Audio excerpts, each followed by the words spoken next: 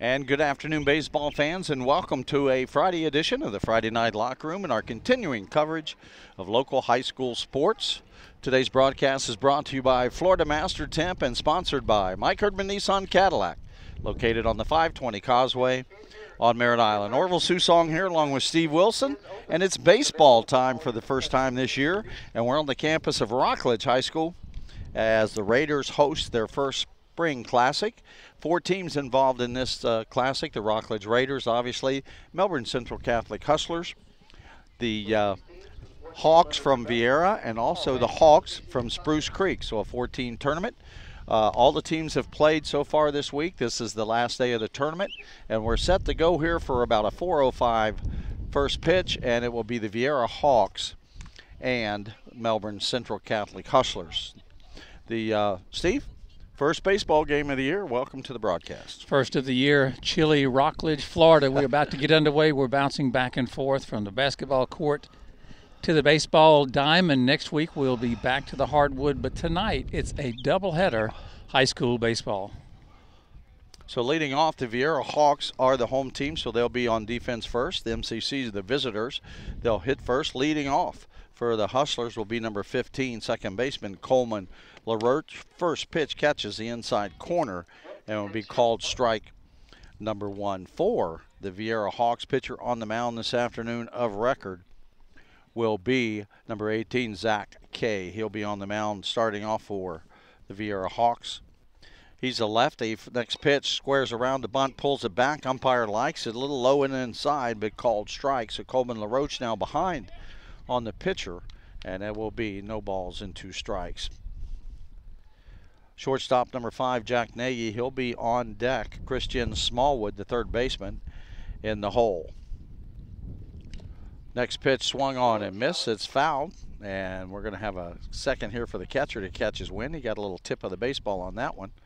So we'll slow things down. The count on the batter will be no ball and 2 strikes. It is a beautiful afternoon in Rockledge. The sun is shining, not hardly a cloud in the sky. A little cool. You're really going to have to muscle up on it this afternoon to get one out of here, especially to the left field side. For the most part, winds blowing out of the northwest, which is directly into the left field fence. So you're going to have to muscle up on it this afternoon to put one out. LaRoche will step back in now. He'll be looking at no balls and 2 strikes. The pitcher ready to go. Here's the pitch inside. That will be the first ball to count now. 1 ball and 2 strikes. We'll set the defense for you as we go here this afternoon in the first inning. Playing third base for the Viera Hawks will be Kyle Dentman. Catching will be Alex Brait. Center fielder Christian Robinson. 1 ball, 2 strike pitch. Here it comes, bounces to the plate. That will even up the count at 2 balls and 2 strikes. At first base for Viera will be Sebastian Samuels. Pitching, like we said earlier, number 18, Zach Kay. Left fielder Darren Rodney. Right fielder Connor Shear. Second baseman Brody Legate, and shortstop Andrew Brait. 2-2 count now here in the top of the first inning. Here's the pitch. Swung on and missed, and that will be strike 3. So we'll have the first out recorded here in this game, and Coleman LaRoche will go down swinging. We'd like to thank our buddy Zach Clark. He's in Sports Center North, pushing all the right buttons tonight. He's in the state of Georgia, handling things. Tom Palermo, of course, Sports Center South in Merritt Island, but Zach is the man behind the curtain tonight. He's got us going. So we're all set to go. Next batter up for MCC will be the shortstop Jack Nagy. First pitch to him from K will be ball number 1.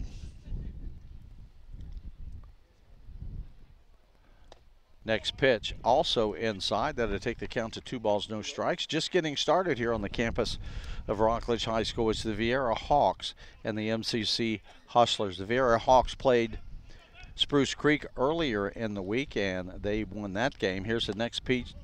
Next pitch again low. That'll take the count to 3-0. The Rockledge Raiders played MCC Wednesday night. They won 5-2. So the count now 3 balls and no strikes. Pitch from K, and that's called strike. That'll take the count to 3 balls and 1 strike.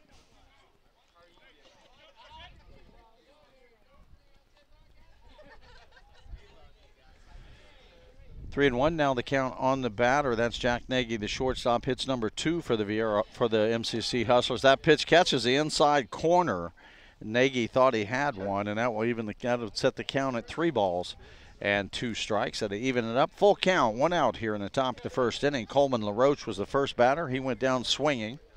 Second batter now, Jack Nagy. He's looking at a 3 ball and 2 strike count. 1 out here in the top of the first. Here's the pitch, and that's low. He'll get the walk this time. So that'll put the batter on first base. So with 1 on and 1 out, brings up third baseman number 20, Christian Smallwood. And look who showed up as we carried all the equipment from the vehicles to the field, set it up, and have gone live. Anthony Knockreiner. What can I say? Well, welcome, Anthony. That is not who I have on my lineup. That is number 20. Number 10. That is number 10. That's, oh, okay. So Christian Smallwood's wearing, they've got the wrong number, I guess. So number 10 will say Christian Smallwood will be playing third base. So we'll have a runner at first, 1 out, count on the batter now, 1 ball and no strikes. Lefty on the mound for MCC. Here's the pitch, catches the outside corner. That will even the count up at 1 ball and 1 strike. Outfield playing straight up, infield at about normal depth. Of course, the first baseman is holding the runner on at first base.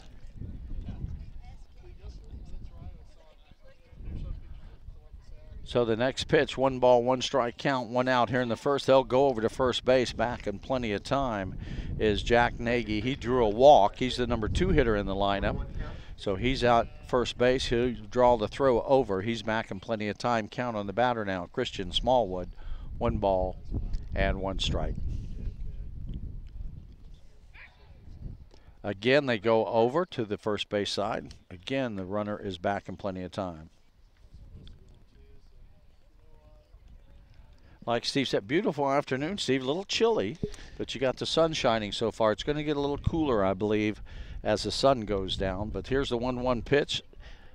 Outside, umpire gives it a ball, and then it'll take the count to 2 balls and 1 strike. Yeah, right now it's not really too bad. It feels cold because it's been so hot the last few days. But I agree. I think once the sun goes down, hopefully the wind will die down. Somebody used to say that, didn't they? Something like that. Next pitch, that's way upstairs, and then it'll take the count to 3 balls and 1 strike. Scoreboard says 2-1, but I believe it's 3-1. No score here in the top of the first inning. This is the third batter, and it is a 3 ball, 1 strike count on Christian Smallwood, the number 3 hitter. Jack Nagy at first base. He drew a walk, so he's at first. Lefty on the mound.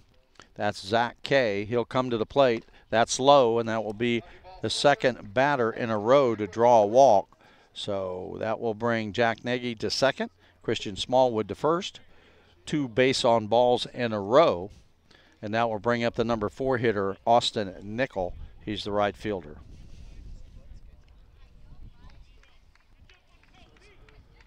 So what brings Anthony out here in his Friday night locker room sweatshirt? Looking good, huh?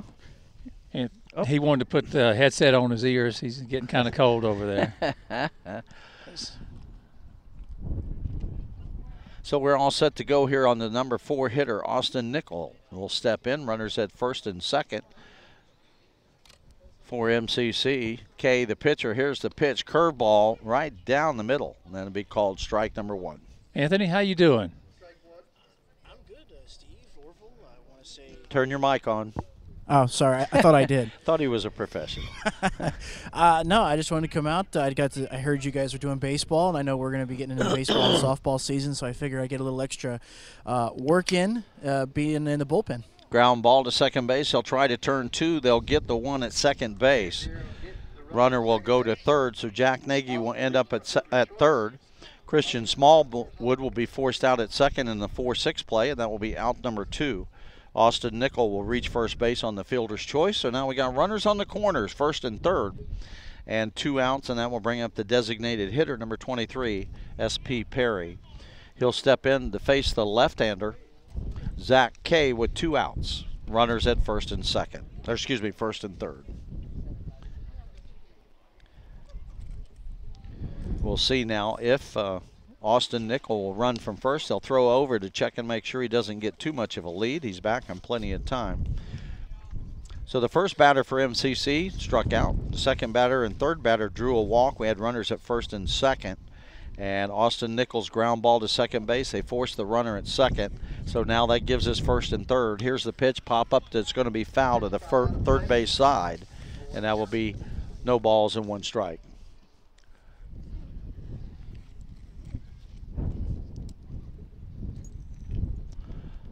First game of a doubleheader going on here at Rockledge High this afternoon. The Raiders will play the Hawks from Spruce Creek at the 7 o'clock game. First pitch will be at 7 o'clock. Throw over again to first base. Back in plenty of time. So the count still on the batter, S.P. Perry, no balls and 1 strike.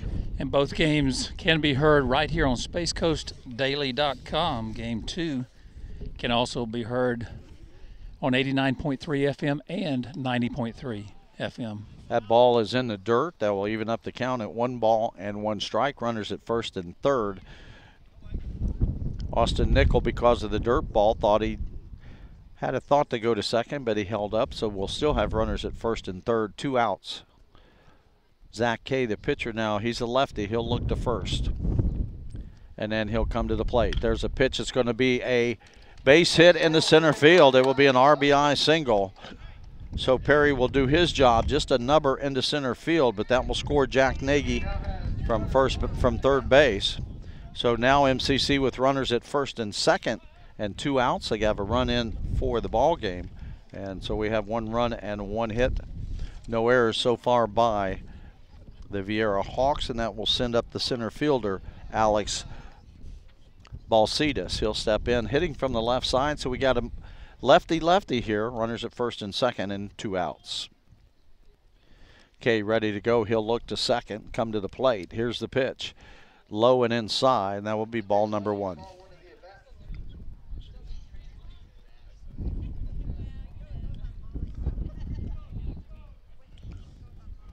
Two outs here now in the top of the first inning. We're on the campus of Rockledge High School. Here's the pitch. That's upstairs. Catcher will take a second. That is Brody Legate. He'll go out and talk to his, that's Alex Brate. He'll go out and talk to his pitcher. Count now 2 balls, no strikes. MCC scores first with a base hit up the middle by S.P. Perry. That will be an RBI single, scoring Jack Nagy from third. So we do have 1 run here early in the first inning. 2 outs, count on the batter now, 2 balls and no strikes. Kay has already walked 2 batters. There's the pitch, low, and he'll run the count to 3-0. Having a hard time finding the strike zone early. A couple of walks here in the top of the first inning have already cost the Viera Hawks 1 run. Hustlers with runners on first and second. 2 outs, that pitch outside of the zone. That will load them up for the MCC Hustlers. Third walk of the inning. Quick timeout called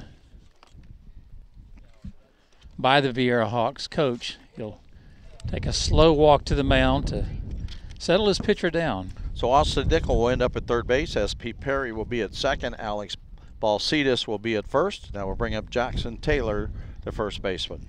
This timeout is brought to you by Community Bank of the South. They have 3 locations, one at 277 North Sykes Creek Parkway in Merritt Island, one on State Road 524 in Cocoa, and the other at 1902 South Fisk Boulevard in Rockledge. Community Bank of the South provides personal banking, online banking, business banking, commercial and residential loans, and other service. Community Bank of the South is an equal housing lender and FDIC insured. We're about ready to get back underway.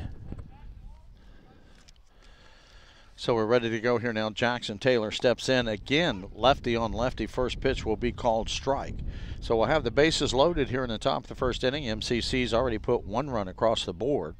They have the bases loaded. Austin Nickel at third, Perry at second, Balsitas at first base. Count 1 ball and no strikes. That pitch is in the dirt. That will even up a count at 1 ball and 1 strike.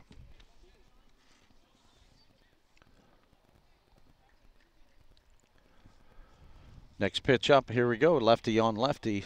Kay ready to go. Here's the pitch.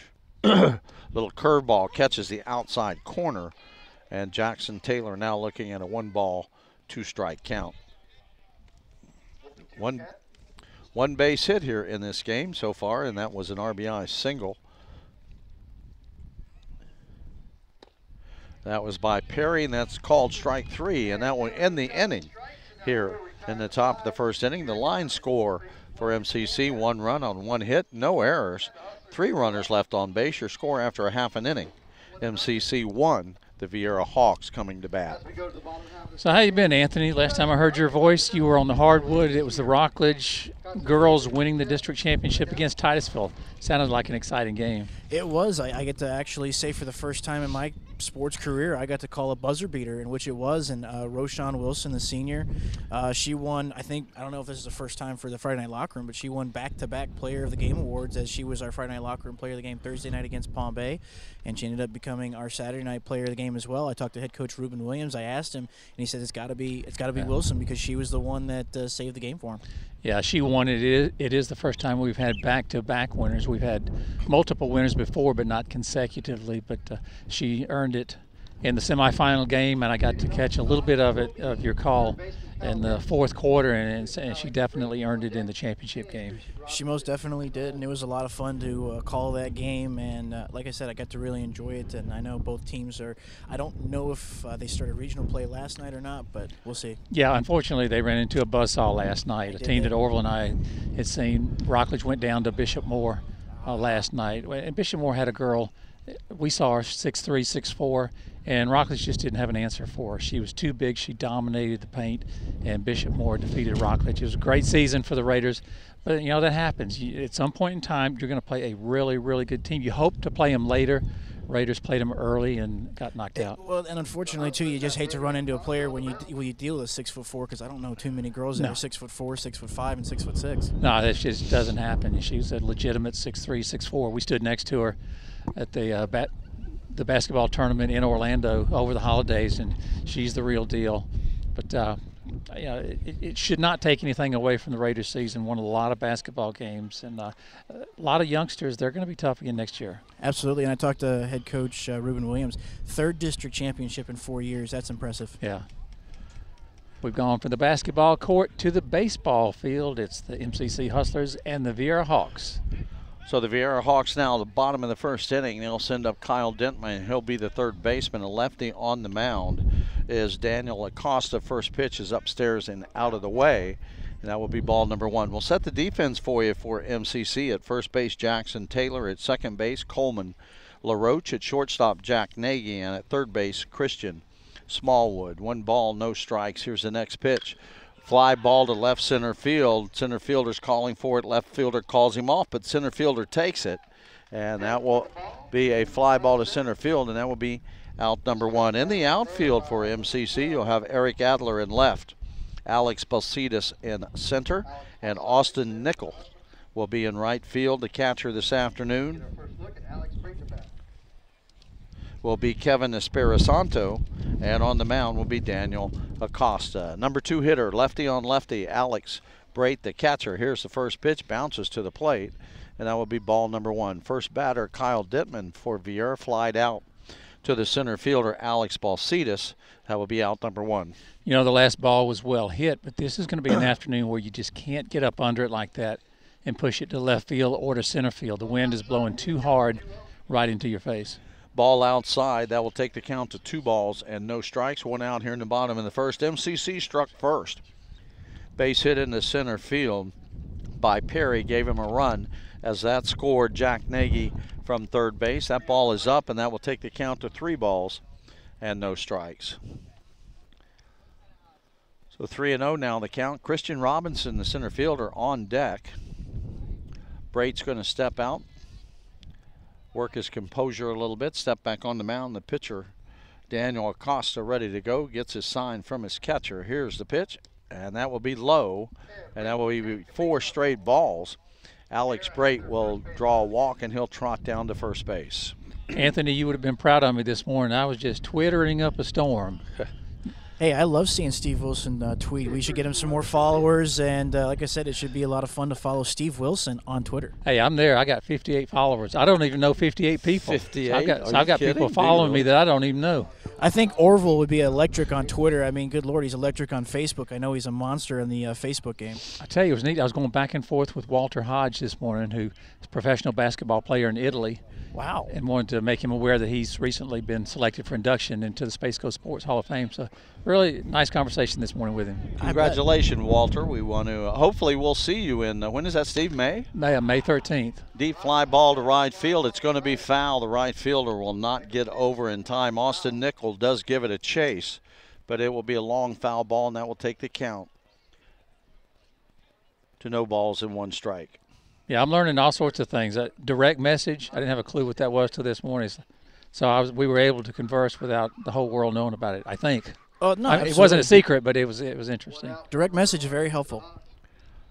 No balls, 1 strike as Christian Robinson, the center fielder, steps back in. Runner at first base, that's Brait. Pitcher Daniel Acosta. He'll look to first, and he'll go that way. Runner back in plenty of time. First batter Kyle Dentman flew out to center field. Alex Brait drew a walk on 4 straight pitches. So that's where we stand here in the bottom of the first. Runner at first base to 1 out. Christian Robinson, the center fielder.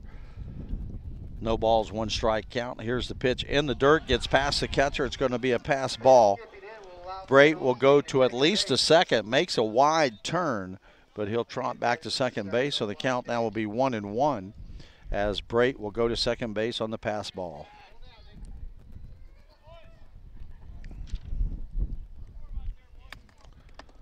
Count now 1 ball and 1 strike. We're going to have to keep an eye on it, Steve. The scoreboard will no longer work right now. Oh, no. They said because we're sitting here that it's stopping the signal from jumping over to the press box because of all of our equipment. So, well, we sure have a lot of equipment. I know that. Count now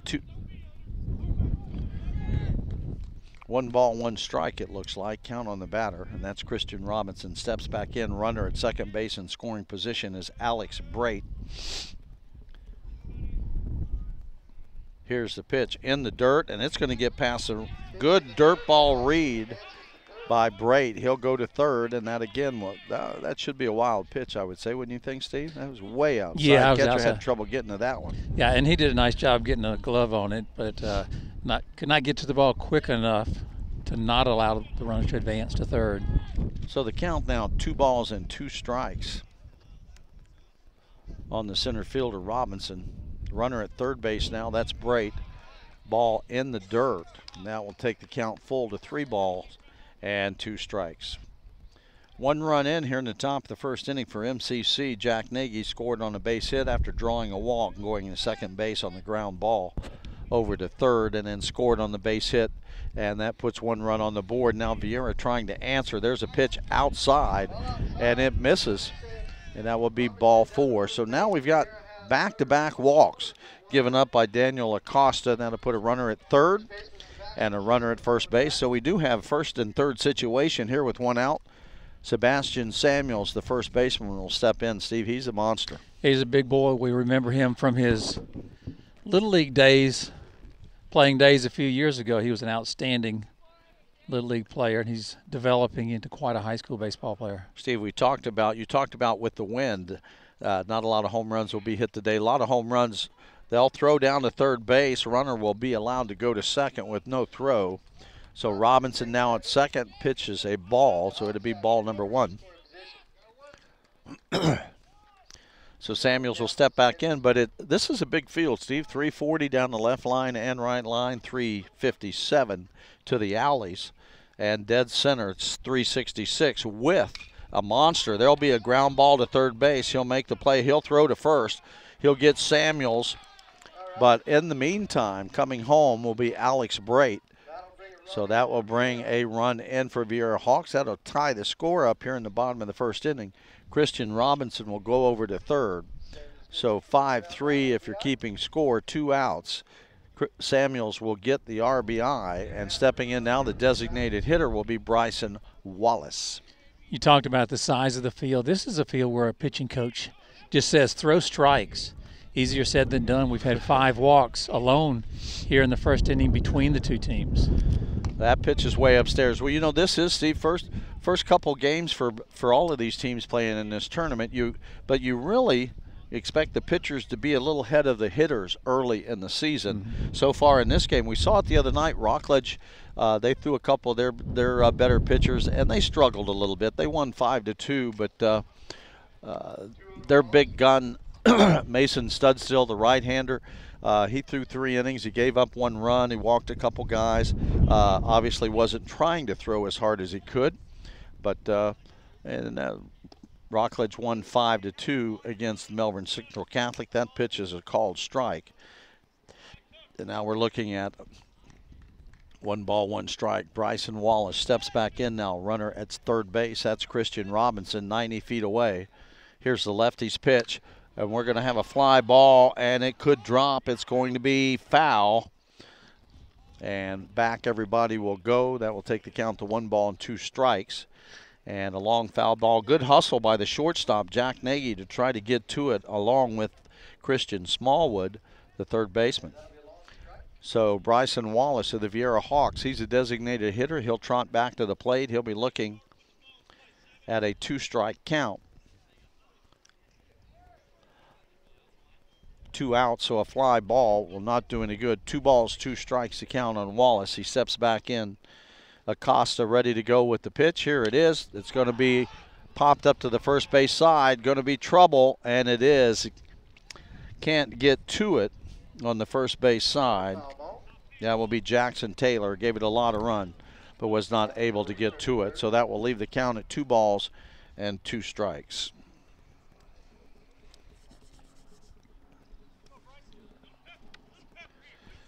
MCC left 3 runners on base in the first inning, had 1 hit, scored 1 run, so they're up 1-0, and now in the bottom, Viera answers, so down the score tied 1-1. Here's the pitch outside, lets it go by, and that should even up the count at 3 balls.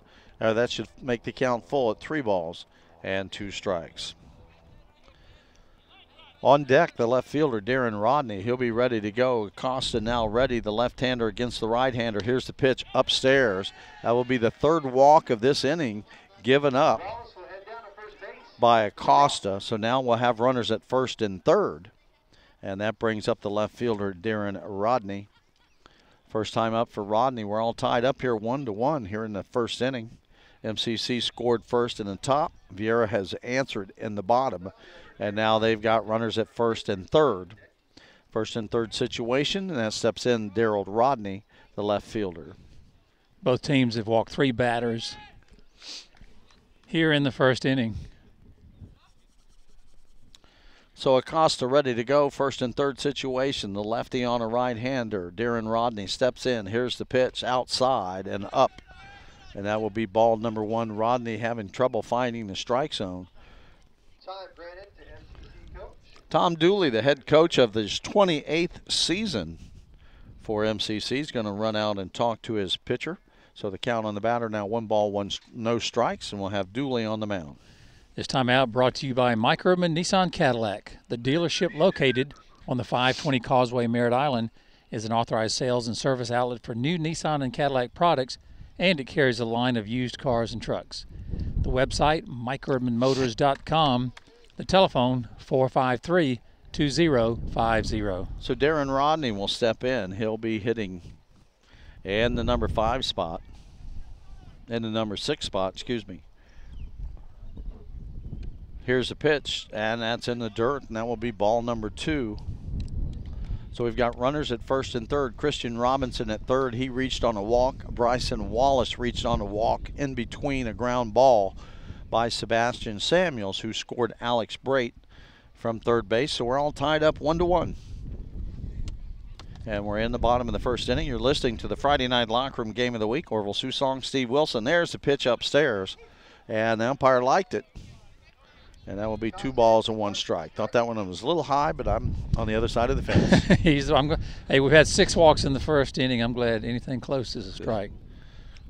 Because it's going to get colder when it gets darker. That's for sure. The Yeah. lefty ready to go. Acosta with the pitch. Swung on, foul back to the screen, and then will bounce right back to home plate. That will even up your count at 2 balls and 2 strikes. You bring your little heater we can put down at our feet. I thought Anthony was going to lay on our feet to keep my feet warm.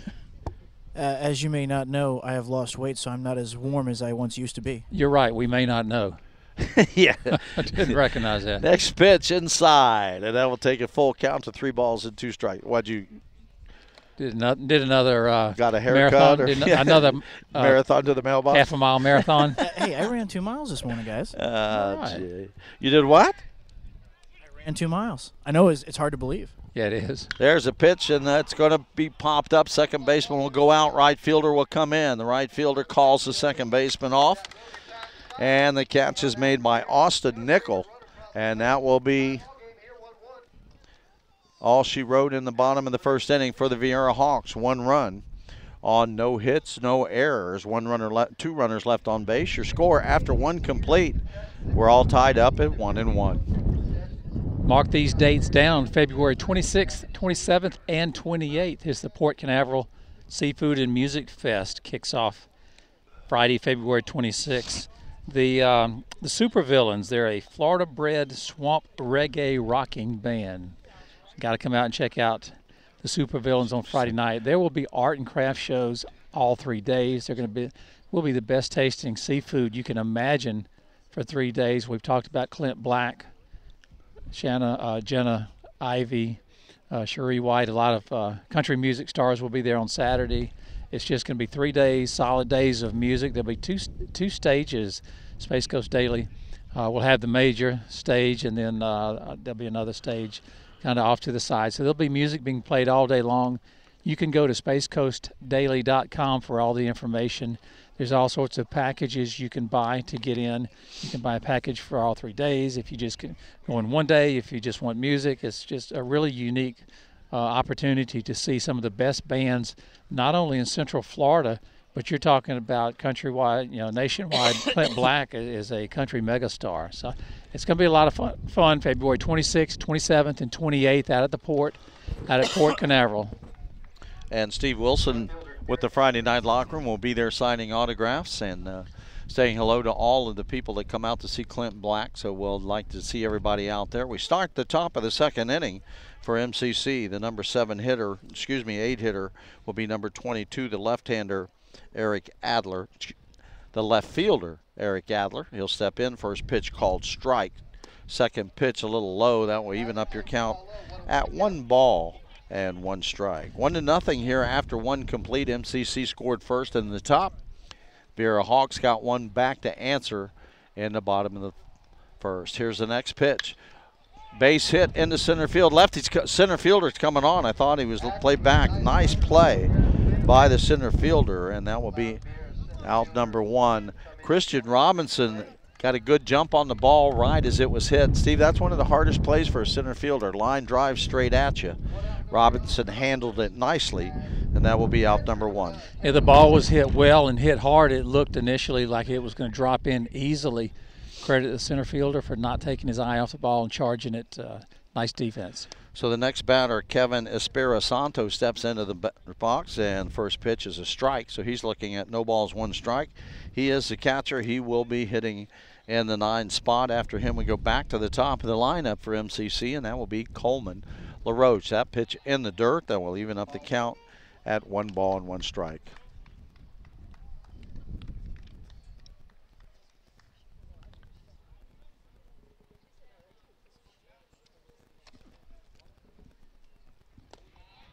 Just a little low. Count now 2 balls and 1 strike.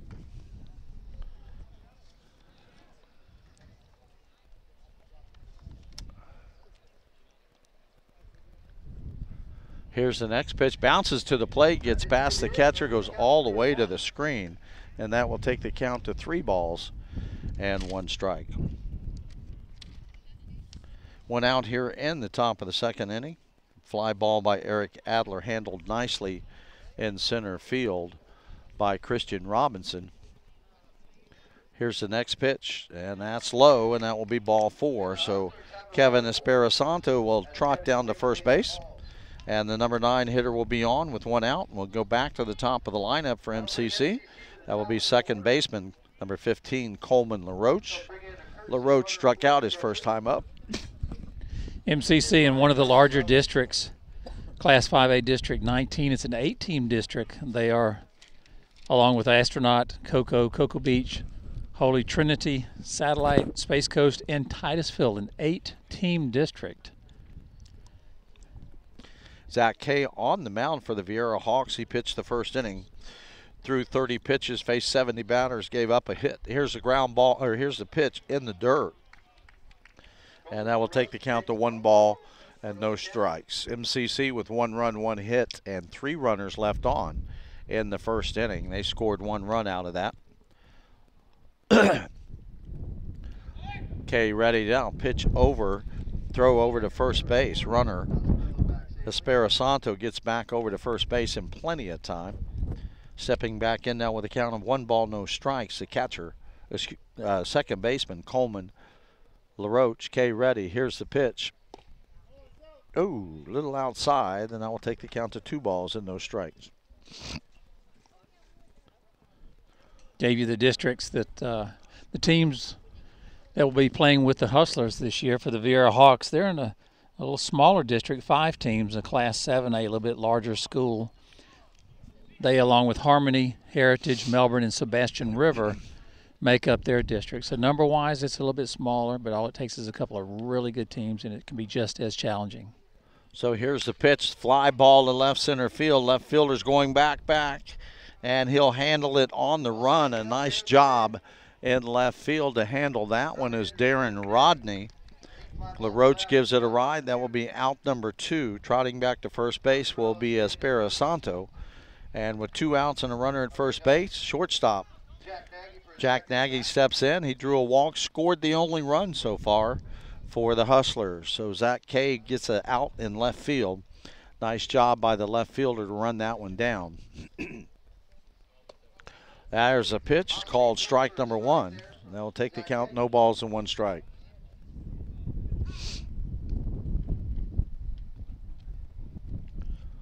Now we're going to have a timeout here on the field. Count 1 ball. There's no balls, 1 strike. 2 outs here in the top of the second inning. MCC and Viera all tied up at 1-1.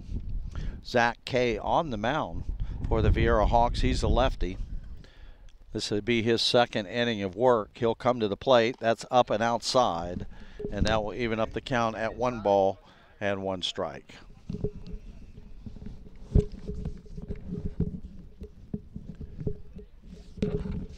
Anthony fell asleep over there. What's he doing? Doing your homework, Anthony? Yeah. Alan's giving him some work to do. Oh. Yeah, there you go. Anthony says, yes, sir, boss. No.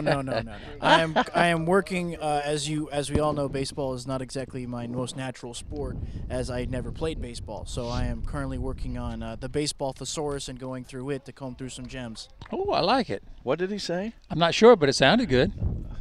He said Alan told him to do some work, and he said, yes, sir. That's all I got out of it. I'm combing through the baseball thesaurus. Combing. 2 balls, 1 strike on Nagy. He'll step back in, runner at first, 2 outs. Here's the pitch. Curveball inside corner, catches it. That will even up your count at 2 balls and 2 strikes. Jack Nagy let the curveball go. Zach Kay broke it off at the right moment. So we got 2s across the bottom. 2 balls, 2 strikes, 2 outs in the second inning at the top. Runner at first base, that's Kevin Espirisanto. Line drive to the right side, that'll be foul.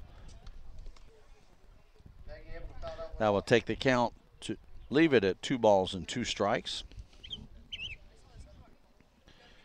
What was he trying to say, Steve? Do you have any idea? Yeah, he said Alan told him to do his homework for him. He said, yes, sir, boss. Yes, sir, boss. He's got to do it early enough so he can give it to Alan so he can do it in his own handwriting so he doesn't get in trouble. Oh, I see. Okay. 2 balls, 2 strikes. Zach Kay looks in, gets the sign from Brait, the catcher, throws over to first. Samuels is there. Runner is also back in plenty of time, and that's there, Espirisanto. And we'll do it all over again. What if they have any hot chocolate? They might. I know they have coffee. You're not man enough to drink coffee. No. 2 balls, 2 strikes. Here's a pitch, up and out. That will take the count full to 3 balls and 2 strikes. I could push the concession stand buzzer here, and then we would know. Or if Alan was here, it didn't sound like a buzzer. If Alan was here, he would send Anthony to the concession stand. I just got a phone call. Alan wants Anthony to go to the concession stand and get us some hot chocolate. Okay. If they don't have it, go to Circle K. Check that out. Hurry back, Ant. 3 balls, 2 strikes, 2 outs. Top of the 2nd inning. All tied up here on the campus of Rockledge High School. Kay comes to the plate. Runner goes. It's going to be in the gap. And the runner will go from 1st to 3rd on the hit and run. And they'll cut the runner off going to 2nd. So a base hit by Jack Nagy will move Kevin Espirisanto over to 3rd base. So we'll have a 1st and 3rd situation with 2 outs. And stepping in now will be Christian Smallwood. You know, that's just how you draw it up. The runner breaks from 1st. It's a well-placed ball between the right fielder and the center fielder. Now the Hustlers with runners on the corner, threatening to take the lead. We're in a 1-1 tie, top of inning number 2. Second hit by the MCC Hustlers in the 1st inning. SP Perry with a base hit and an RBI single. Jack Nagy comes through with a base hit as the runner goes. He'll end up first, like you said, Steve, perfect situation. Runner goes from 1st to 3rd on the base hit into right field. And the defense played their spot. They threw it to 2nd to save the force. So now we have a 1st and 3rd situation. Stepping in now, Christian Smallwood. First time up, he drew a walk, was forced out at 2nd base by the ground ball of Austin Nickel. That pitch is inside, and that will be ball number 1.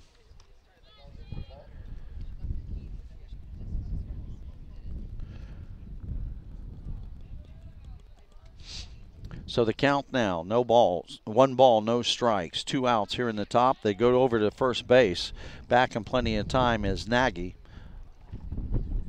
Espirisanto stays at 3rd, so we still have a 1st and 3rd situation. The count, 1 ball and no strikes. Zach Kay ready to go. Here's the pitch. That's up and out. And that will be ball number 2. Both pitchers having trouble finding the strike zone. Kay walked 3 his 1st inning. Hey, I got hot chocolate. Hey, look at that. Alan, be proud of him. Hey, also I want to let you know, Orville, I ran into some of your girlfriends at the concession stand as well. Oh, good. And you didn't bring me anything. You didn't ask for anything. Well, when Debbie gets here, she's going to beat you. Count now, 3 balls and no strikes. What else is new? I come back for 1 game and I'm already getting threatened to beat. What's new? 3-0 the count on Smallwood. He'll step back in. He's the 3rd baseman. Drew a walk his first time up, so this is his 2nd time facing the lefty, Zach Kay. Here's the pitch. Right down the middle of the plate. That'll take the count to 3 balls, 1 strike. Good take by Smallwood on a 3-0 count. Now we'll see what situation we have here. Runner at 1st and 3rd. So you're looking for a strike. No place to put him except 1st. Here's the pitch, low and inside, and that will walk Smallwood. That will load the bases. Espirisanto at 3rd, Nagy at 2nd, Christian Smallwood at 1st, and that will bring up Austin Nickel, the center fielder, the right fielder. Austin Nickel reached 1st on a fielder's choice his first time up. Bob Doty, head coach of the Viera Hawks, will trot out for a second to talk to Zach Kay as pitcher, so we'll have a little downtime. I'm twitting. Well, stop twitting and weed something. This portion of the Friday Night Locker Room. What? Hey, what? is brought to you by Jimmy's Restaurant. Who? Jimmy's Restaurant, located in Rockledge at 1279 Admiralty Boulevard, right next to Turtle Creek Golf Club. They are family owned and operated. Hours for Jimmy's Restaurant are Sunday and Monday, 6 a.m. to 2 p.m., and Tuesday through Saturday, 6 a.m. to 11 p.m.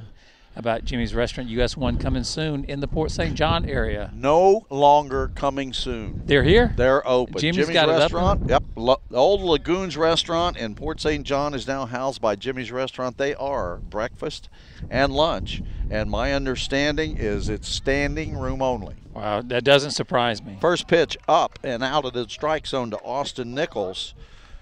Zach Kay, the pitcher for the Viera Hawks, in a lot of trouble here in the top of the 2nd inning. There is 2 outs, but the base is full of MCC Hustlers. Count on the number 4 hitter is 1 ball and no strike. Here's the pitch, curveball in the dirt, and that will take the count to 2 balls and no strike. My phone just went off. Does that mean someone's tweeting me? I just tweeted. Anthony, you ever notice how whenever I tweet something, it goes to you? You're the only one that I know how to put at knock. And look at that. I just got it on my phone that I was just reached at by tweeting. So thank you, Steve. I appreciate that. Hey, it always helps me out. I've got 585 followers, or 588 now, so I always appreciate getting a little love from Steve Wilson. I've got 58. I'm trying to get 60. I don't have a group or a tweet. Guess what I do have, though, Steve? You're Facebook. Not talking about. No, I do have Facebook. Snapchat.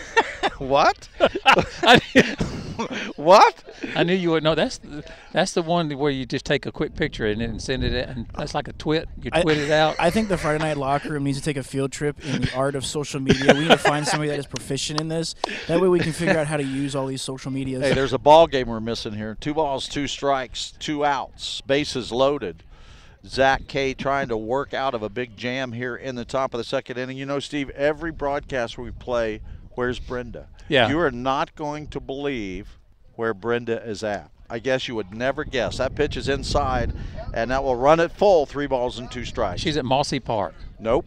Where's Mossy Park? Isn't that in Orlando? No, that's Moss Park. Mossy Park. Mossy is a tree. Oh. Off of 417? Yep, that's Moss Park. Here we go. Bases loaded, 3-2 count. Runners will go. Here's the pitch. Fly ball into right field. Camping under it will be Connor Shear. He'll make the play. Viera Hawks get out of a big jam. And in the inning for MCC, no runs on 1 hit, no errors, 3 runners left on. So after 2, they strand 6. And after 1.5, it is 1-0 in favor of MCC. And this portion of the Microman Nissan Cadillac Game of the Week is brought to you in part by Beef O'Brady's, State Road 524 in Cocoa. Sean O'Reilly, Timmy O'Reilly, the whole gang of Beefs have always been big supporters of local sports, so the tie-in with the Friday Night Locker Room is a natural. The menu includes chicken, steak, and fish taco baskets, and, of course, wings. Thanks to Sean O'Reilly, Timmy O'Reilly. Alrighty, It's Timmy. getting cold. Wait till tonight. Mossy Creek, Mossy Park. Beefs on State Road 524 in Cocoa. I stopped by and saw Sean last night. I tell you, in about 2 weeks, you're going to want to go out to the Cocoa High School baseball field. They're going to be unveiling a new scoreboard. It's going to look sharp. It's got the Friday Night Locker Room logo on it, SpaceCoastDaily.com logo, along, of course, with Beef O'Brady's. I saw a picture of it last night, and it really, really looks good. And you sent the picture to me, and for some reason I didn't get the attachment. Oh, really? I'll show it to you. It looks good. Show it to me. While we have an opportunity, I want to thank Owl's Trophy Shop and their 2 locations in Brevard County, one on Palm Bay Road in Palm Bay, the other on US 1 just north of the beach line. For all your plaques and trophy needs, give Owl's Trophy Shop a call. So we head to the bottom of the 2nd inning. The Viera Hawks getting out of a big jam in the top of the 1st. MCC leaving the bases loaded, and they were able to get out of it and not allow any runs. So stepping in to hit in the bottom of the 2nd inning for the Viera Hawks will be the right fielder, number 16, Connor Shear. Be sure you put that on Facebook, Anthony. We'll see how many hits we get. First pitch is up and away, and that will be ball number 1. Shear, the right fielder, hitting in the number 7 spot. So here's the next pitch, the lefty up, and that will be ball 2. The line score so far for MCC, 1 run on 1 hit, no errors. They've stranded 6 after 2 innings, so the Viera Hawks have gotten away with some. That pitch swung on and missed out of the strike zone, but Shear chased it, and will take the count to 2 balls and 1 strike. I just spilled chocolate on Anthony's, whatever he's got over there. Oh. Sorry. Hope I didn't short it out. Anthony, will you? Like what? Coffee? You want anything in it? Yeah, they know. That pitch is outside, and that will be ball 2, or that'll be strike 2. So the count 2 balls. How's the hot chocolate? Steve? It's good, but I feel bad about spilling it all over his dad will buy me iPad, one. iPod. iPad. Whoop. Yep. if that's Alan's, he's in big time trouble. Alan won't let him play anymore. He wouldn't loan him his equipment anyway. 2 balls. Oh, that's dirty. Ground pop up to the first base side. Second baseman calls him off. Over he goes behind first base. Nice play by Coleman LaRoche. And that will be a pop up to the second baseman, and that will be out number 1. So we now go to the number 8 hitter. That will be Brody Legate. Brody playing second base this afternoon for the Viera Hawks. First time to face the lefty, Daniel Lacosta. Acosta faced 6 pitchers. There's a line drive to third base. 1 pitch and out number 2. Nice job by the third baseman, Christian Smallwood. Steps in front of a line, drives, takes a base hit away, gets an out. That will be out number 2. So with 2 outs now, nobody on, we'll bring up the shortstop, and that will be Andrew Brake. He's the number 9 hitter. Acosta now ready to go. Here's the pitch. That's upstairs and out of the way, and that will be ball number 1. Still tied up at 1 apiece in the bottom of the second inning. The Hustlers from MCC and the Hawks from Viera High School. Acosta faced 6 pitchers his first time up, through 27 pitches. That one gets away from everybody, goes all the way to the screen. Acosta threw 27 pitches, faced 6 batters his first time, gave up 1 hit, had no walks, had no strikeouts, but walked 3, as did Zach Kay in his first inning. Settled down a little bit in the second inning, but he still walked 2. So there's the next pitch. Inside corner, catches the plate. That will be 2 balls and 1 strike.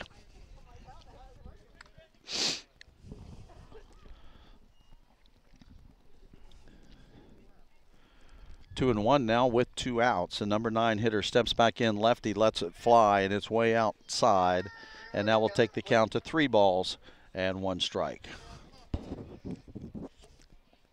That a boy, Ant. He goes and gets good. Pretty quick. He's the man. I tell you, this hot good. chocolate is good. He must do that for Allen. He's had a lot of practice. Here's the pitch. Inside corner, and that will take the count full to 3. Oh, we're going to get a response here. You two are too funny. I want you to know that I came out here because I've missed you guys, and I'm starting to regret the decision. You missed us because you didn't get your check. Yeah. Here's the pitch. Pop up. It's going to be in trouble. Center fielder goes over, and he'll take it in right center field. So for the first time on either team, the Viera Hawks will go down 1-2-3 in the bottom of the second inning. No runs, no hits, no errors, nobody left on. The score is still tied after 2. It will be Viera Hawks 1 and the MCC Hustlers 1. And this portion of the Mike Urban Nissan Cadillac Game of the Week is brought to you by Al's Trophy Shop. 2 Brevard County locations, one on Palm Bay Road in Palm Bay, and the other in Cocoa on US 1 just north of the beach line. Al's Trophy Shop creates custom plaques and trophies. The phone number, 636-6188. And immediately after this game, we will be presenting a Friday Night Locker Room Player of the Game plaque that was made by Al's Trophy Shop. We'll be moving to the bottom of the third inning. Still a little early to be looking for candidates for the plaque, but it'll get here before you know it. Hey, I wanted to let you guys know I learned something coming through this baseball thesaurus I have. Did you know that a clipper is also a term for a base hit? As a Yankee broadcaster once called Joe DiMaggio the great Yankee clipper. He was calling him a great base hit. That doesn't make any sense. I thought it was a boat. The clipper was a boat. Excuse me. Anthony, don't you and Alan have a game to do tonight? No, we do not. I did 3 games last week, and this week couldn't. How many games have y'all done this week? None. None this week. Oral. Make a That's note why of I'm that. here tonight. I'm writing it down. Put that in your thesaurus. Let's see. I'm writing that down. So Zach Kay, the pitcher for the Viera Hawks, he'll be done. His job, he threw 2 innings this afternoon. Gave up, had 2 strikeouts, gave up 5 walks, didn't hit anybody, gave up 1 run. And faced 13 batters and threw 60 pitches. Stevie threw 30 pitches in the first inning, 30 pitches in the second inning. That's enough for first time out in the season. Yeah, I was going to ask you, you're an old coach from way back. I'm sure these players are on a pitch count of some sort early in the season.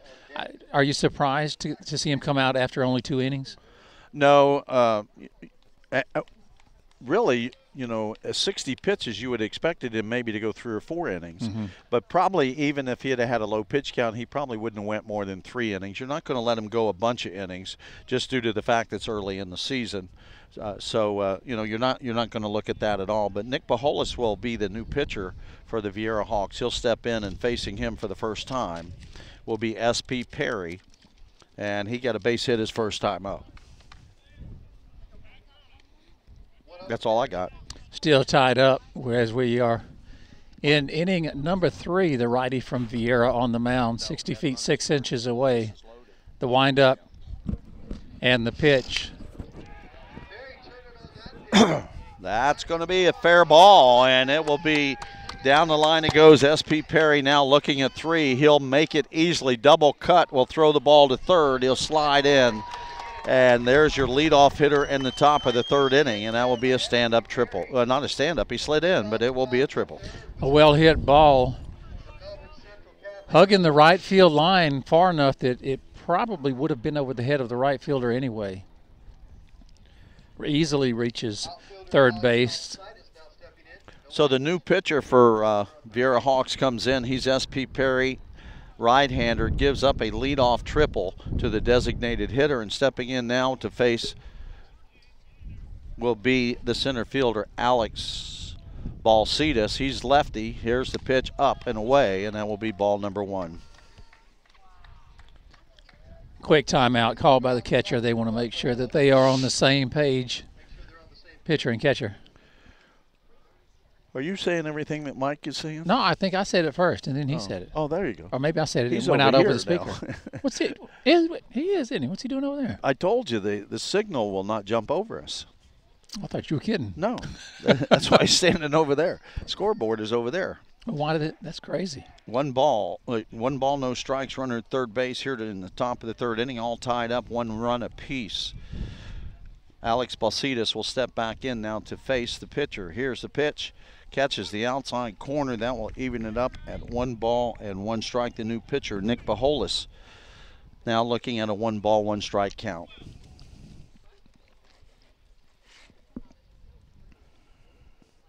And it's getting colder, Steve.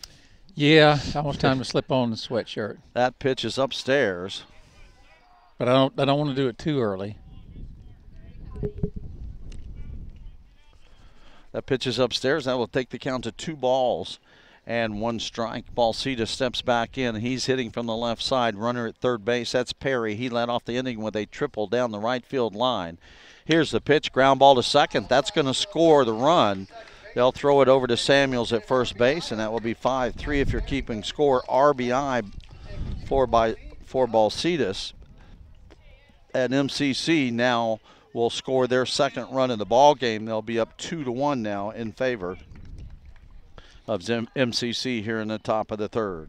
Stepping in now, first baseman Jackson Taylor. He was caught looking at strike 3 his first time up.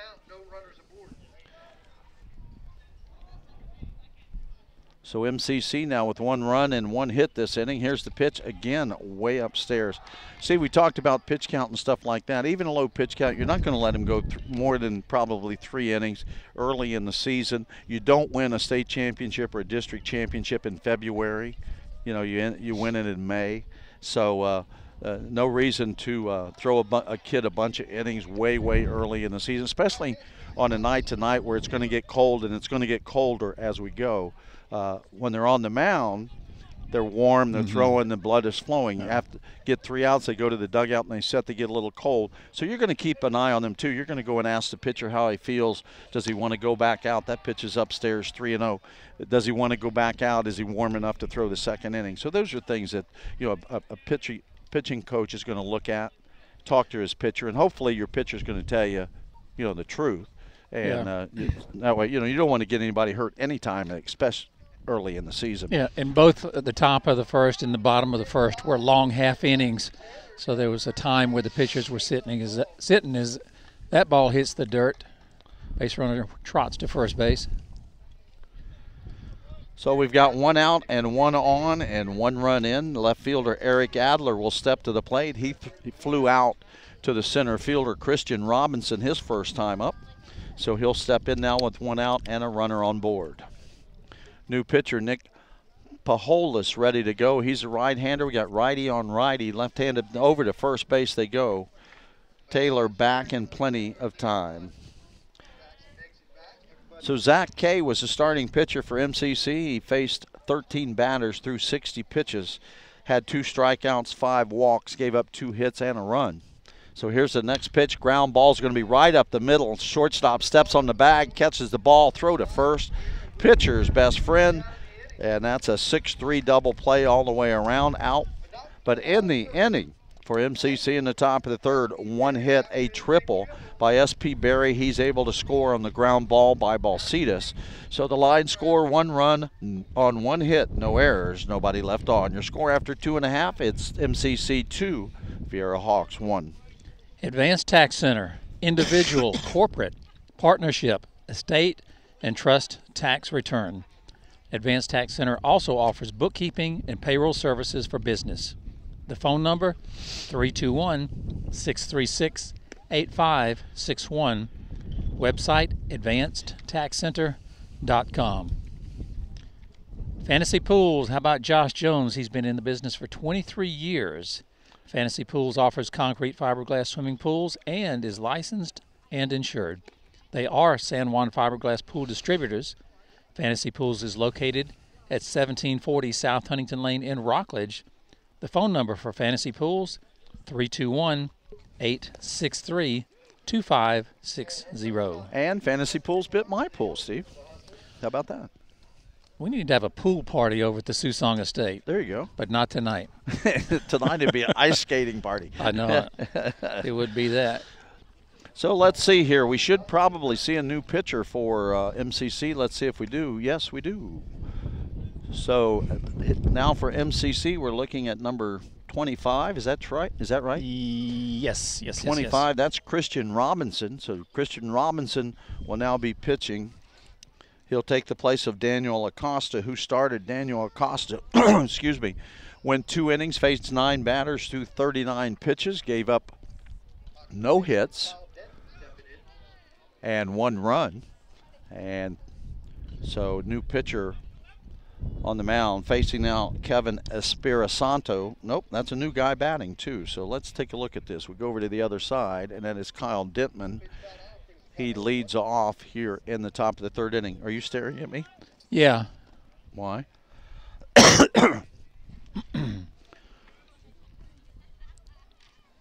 Christian Robinson was a center fielder, so we'll have to find out who's in center field now. Robinson will take the place of Acosta on the mound, and that will be in the bottom of the 3rd inning. That pitch, just a little outside. Robinson has had a nice game up to this point. He's had an RBI single in the 1st inning, and he tripled and scored a run in the 3rd inning. So he's been hands-on in both of the MCC runs. There's a long fly ball easily handled in left field. And that will be out number 1 here in. Oop, my pencil broke. So Dittman goes down, flying to center field. Alex Brate, the catcher, will step in now wearing number 8. Drew a walk his first time up. So we've got 1 out now, and hitter stepping in. We hitting from the left side. Steve, I think I have to go home. I don't think so.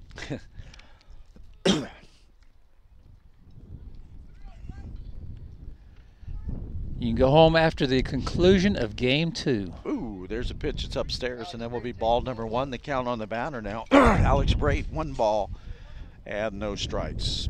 Special doubleheader from Rockledge High School. Ground ball to the second base side, handled nicely, thrown over to first base. And if you're scoring that, that will be 4-3. And now Alex Brate is out with the ground ball over to LaRoche. And that will be 2 outs here in the bottom of the 3rd inning for the Viera Hawks. And with 2 outs and nobody on, I will bring up number 25, Christian Robinson. He's the center fielder. Oh, you know what I did? What did you did? Number 25 is Connor Justin. He's the one pitching.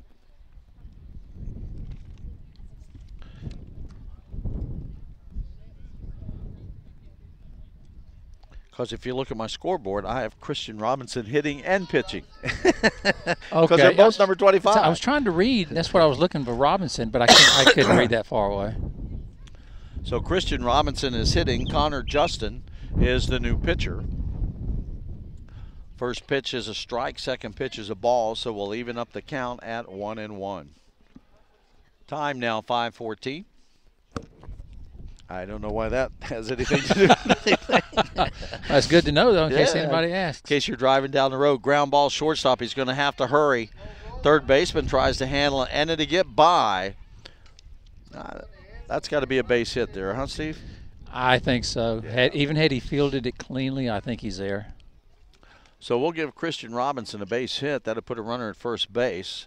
And with 2 out and 1 on, should bring up the first baseman, number 24, the big fellow, Sebastian Samuel. Samuel's ground down to the third baseman his first time up. He got an RBI in the process as Alex Brake came home on the play. So Connor Justin over to first base.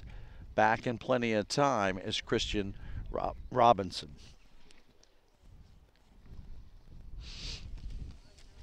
Samuel steps back in now. Connor Justin looks to first base, throws again over to first. Robinson back in plenty of time. Doubleheader this afternoon, this evening at 7 o'clock or somewhere close to. The Rockledge Raiders will take on Johnny Goodrich and the Hawks from where, Steve? Spruce Creek. Spruce Creek, that's right. Thank you very much. Just wanted to see if you knew. See if I was awake. Yep, there you go. Anthony's over there asleep. Well, he's doing homework. He's doing Alan's homework. No balls, 1 strike, 2 outs here in the bottom of the third inning. If nothing else, we're cold. Here's a throw over again. So the count going to first base, 3 balls, no strikes. The plate, no balls and 1 strike. 5:15. Time 5:50. Yeah, it chimes every minute. Steve Wilson on the drive home this afternoon. Throw over to first, ball 4. No balls, 1 strike. We got all this equipment and we're not making any sense at all. I know it. But we're live. Live from New York. No balls, 1 strike, 2 outs. Connor Justin to the up. Runner goes, delayed steal in there easily. Nice job. Robinson takes a delayed steal, goes to second. Sebastian Samuels looks at the pitch, and it will be a ball. So it'll be ball 1 and strike 1. Still 2-1 MCC. We are in the bottom of the third inning now with the Hawks a runner in scoring position. 1 ball, 1 strike. Looks to the second, throws, curveball. It's going to get past the catcher. Moving over, Christian Robinson will head all the way to third on the pass ball. Count on Sebastian Samuels now. 2 balls and 1 strike. No opportunity here for a sac fly. Sebastian will have to get a base hit to score the run. Ground ball out would be out number 3. Fly ball would be out number 3. No RBI for the big fella. He had an RBI the first time up. There's a ground ball to the third base side. That will take the count to 2 balls and 2 strikes.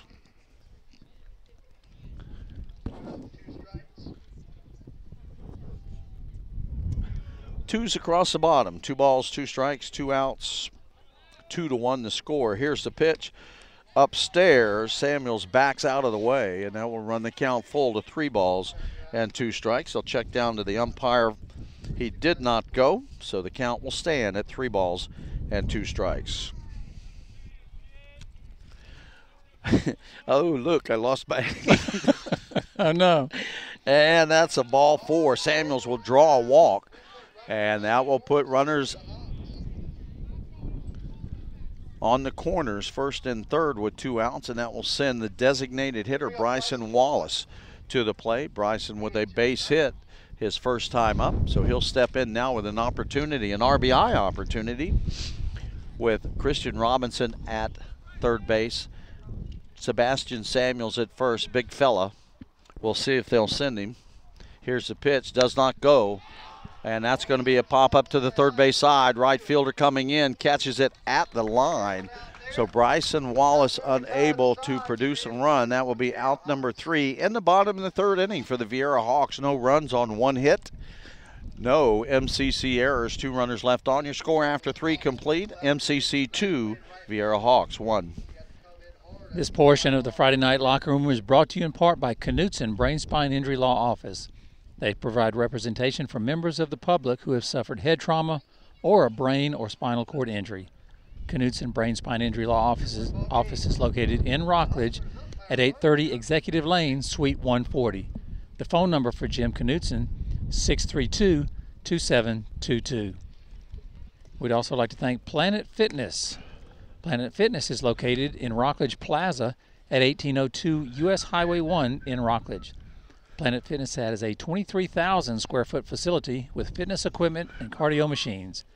The phone number, 321-433-1331.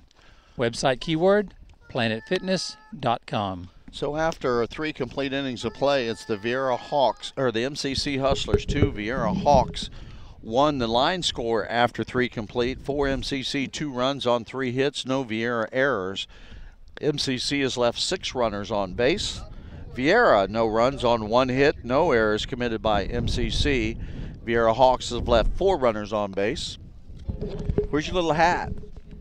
Oh, you got your sweatshirt on. I got my sweatshirt on. I forgot to bring mine. Oh, everything was blurry. I forgot to put my glasses back on. My glasses are messed up. Look, they got, my coating is scratched off. That's not good. No. So we head to the top of the 4th inning. On the mound still for the Viera Hawks will be Nick Bajolas, and stepping in to face him will be the catcher for MCC. That will be number 9, Kevin Espirisanto. Espirisanto ready to go, steps in, righty on righty, ground ball to the second base side. Brody Legate handles it over to Samuels at first, and 1 pitch and 1 out. That's how easy it is. And now with 1 out, we head back to the top of the lineup for the MCC, and that will be the second baseman, Coleman LaRoche. LaRoche batted twice so far, struck out his first time, and flew out to left field his second time. First time strikeout by Zach Kay. Second time Nick Bajolas got him on a Zach got him on a fly ball. So the first time he's facing Bajolas here this afternoon. Here's the pitch, a little upstairs, and that will be ball number 1.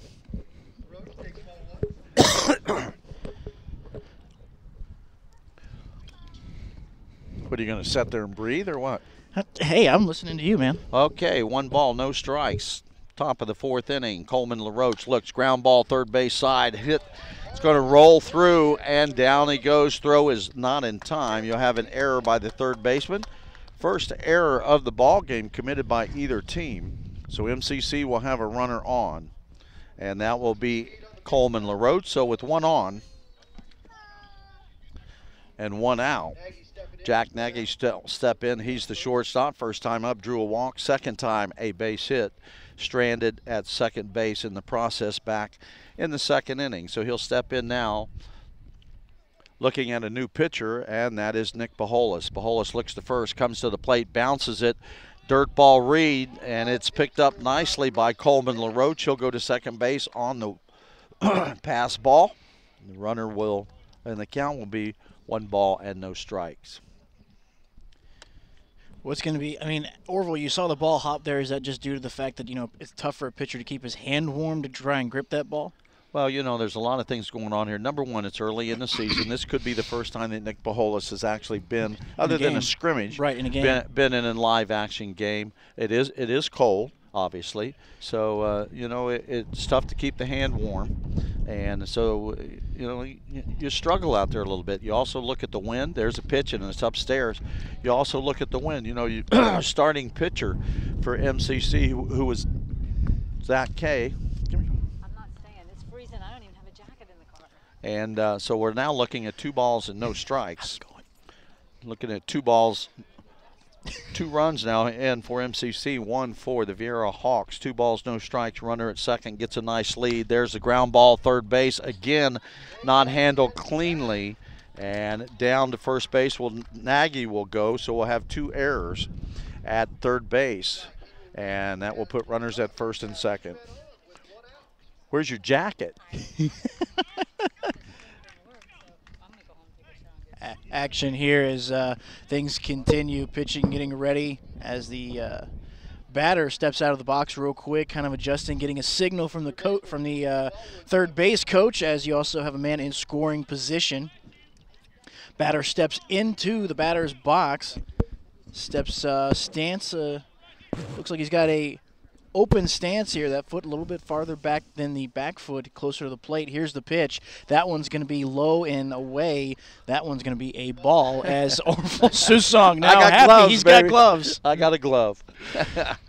Oh, there we go. Top of the fourth inning, I'm trying to see. It's a little tough with the sun right now, but it looks like 1 ball, no strikes, 1 out here in the, I want to say the top of the fourth. Christian Smallwood steps in looking at 1 ball, no strikes. We are in the top of the fourth inning. New pitcher Pujolas tries to throw to second, and second baseman not there, so he will not make the throw. Runners at first and second, and they were, ooh, this hand's now warm too. Orville, question for you. Does the pitcher, when checking to the base, does he have to get rid of the ball, or can he hold on to the ball instead? Does he have to throw it? It all depends on what he does with his feet. If he stays on the rubber, he must throw the ball, or it will be a walk. If he steps off, he then becomes a fielder. See how he stepped back first? Yeah. If he steps off, he now becomes a fielder. He's no longer a pitcher, and he's just like anybody else. He can throw to any base that he wants. I wanted to check on that because I was never really sure about when you have a case of a balk and when a pitcher decides to whether if he has to throw it or not throw it.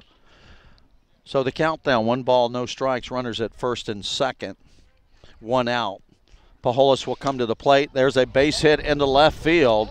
It'll be a line drive. That will load the bases here in the top of the fourth inning for MCC. They had the bases loaded earlier and were not able to produce a run. So LaRoche now at third base, Nagy at second, Smallwood at first with the base hit in the left field, and that will bring up right fielder Austin Nickel. He'll step in to face Nick Pujolas, and we'll have 1 out. Batter in the box, a pretty big kid, very thick. Looks like he would probably be more of the power bats here for this MCC lineup. So Nickel steps in. He's the number 4 hitter. Reached on a fielder's choice his first time up. A long fly ball into right field a second time up. Big hack there, and he misses it, swings and miss, and that will be strike number 1. So the situation, 1 out, and that was Espirisanto down in the number 9 spot. Ground out to the second baseman, and that was Brody Legate. From that point, 2 errors by the third baseman puts runners at first and second, and then Christian Smallwood delivers a base hit. So we have the bases loaded. Here's the pitch outside. Nice job by the catcher to get outside and keep that ball. Alex Braid doing a nice job behind the plate for the Viera Hawks. Count now even up at 1 ball and 1 strike. What, Steve quit or what? I guess he had to go get something out of his car. I think he was getting too cold. I think he went to go get another jacket. A banky? Yeah, probably. 1 ball, 1 strike. Yeah, you got to be tough to do this job. Bases loaded. Here's the pitch. Takes a little off of it. Bounces it in front of the plate. Again, Alex Braid doing a nice job to keep the ball in front of him. And that will take the count to 2 balls and 1 strike. Orville, when you see pitches getting down in the dirt, is that due to a lack of follow-through, lack of mechanics? Well, depending on where they're holding the ball or releasing it. If you release it low, it's going to go to the plate. If you release it high, it's going to fly on you. So you have good mechanics makes good pitches. So you got to work on that. The thing is, if you throw 2 or 3, there's a ground ball to the shortstop. They're going to roll 2 in the middle or try to. There's the first one, and there's the second one. The MCC side does not like the call, but in the end, it comes up 6-4-3 as the Hawks turn a double play, and they get out of it as Smallwood is forced out at second base. That will be out number 2. Austin Nickel forced out at first at the end of the double play. So in the inning, no runs on 1 hit, no Viera Hawk errors, 3 runners left on base. There's 2 runners left on base. So that one in the inning. In the 4th, after 3.5, it's still MCC 2 and the Viera Hawks 1. Portion of the Friday Night Locker Room brought to you by Jimmy's Restaurant, located in Rockledge at 1279 Admiralty Boulevard, next to Turtle Creek Golf Club. They are family owned and operated. Hours for Jimmy's Restaurant are Sunday and Monday 6 a.m. to 2 p.m., Tuesday through Saturday 6 a.m. to 11 p.m., Jimmy's Restaurant. Give them a call at 632-4611. And we now can say Jimmy's Restaurant US 1 in Port St. John at the old Lagoons Restaurant at the Frontenac Flea Market, now open for breakfast and lunch. Understand it is standing room only for Jimmy's, and been around a long time. Started out at the corner of Barton Boulevard and US 1 many, many years ago. Went down to Admiralty Golf Course. Jimmy's number 1 still there. Now Jimmy's number 1 US 1 restaurant located on Port St. John on US 1. So we head to the bottom of the 4th inning, and it will be the Viera Hawks. Leading off the 4th inning will be the left fielder, Darren Rodney. Rodney flew out to the right fielder his first time up. So we got Rodney, Connor Shear, Brody Legate. That will be the 3 hitters for the Hawks here in the bottom of the 4th inning. They're going to lay down a bunt. Here he goes. Pitcher picks it up, throws to first, and he'll get him. Nice play. So it will be 1-3 if you're keeping score, and that will be out number 1. Rodney tries to lay down a base hit. Connor Justin does a nice job coming off the mound, working on a little PFP right there. So the right fielder now, Connor Shear, will step in, and he'll face Connor Justin for the first time. We're in the bottom of the 4th inning. Viera Hawks down. That pitch catches the outside corner. Viera Hawks down 2-1 to MCC. Jack Nagy scored in the first. S.P. Perry scored in the third. That's the 2 runs for MCC. Here's the next pitch. That's called strike number 2. So Connor Shear behind immediately, 0-2. You're lucky Debbie didn't stay. I would have told her you were making fun of her. She'd have beat you up. When was I making fun of Debbie? I don't know. You said something earlier. No, I was saying hi. I was being polite. No, before she got here. Oh, okay. No balls. Did Steve really? I don't know where Steve went. Ball. He went to the car. No balls, 2 strikes. Pitch swung on, fouled back. That will leave the count at no balls, 2 strikes. Darren Rodney led off the inning, tried to lay down a base hit bunt, handled nicely by the pitcher Connor Justin. Threw him out at first base, so we do have 1 out. We're in the bottom of the 4th, 2-1. Here's the pitch, swung on and missed. That's strike 3. And Connor Justin gets his first strikeout of the ball game as Connor Shear goes down swinging, and with 2 outs and nobody on. Now we'll bring up the second baseman, number 2, Brody Legate. Legate lined out to the third baseman, Christian Smallwood, his first time up. So here's that pitch way upstairs, and that will be ball number 1. Does that mean somebody's tweeting me? You don't have Twitter, so you wouldn't have anybody tweeting at you. How do you get Twitter? You got to set it up, just like you did Facebook.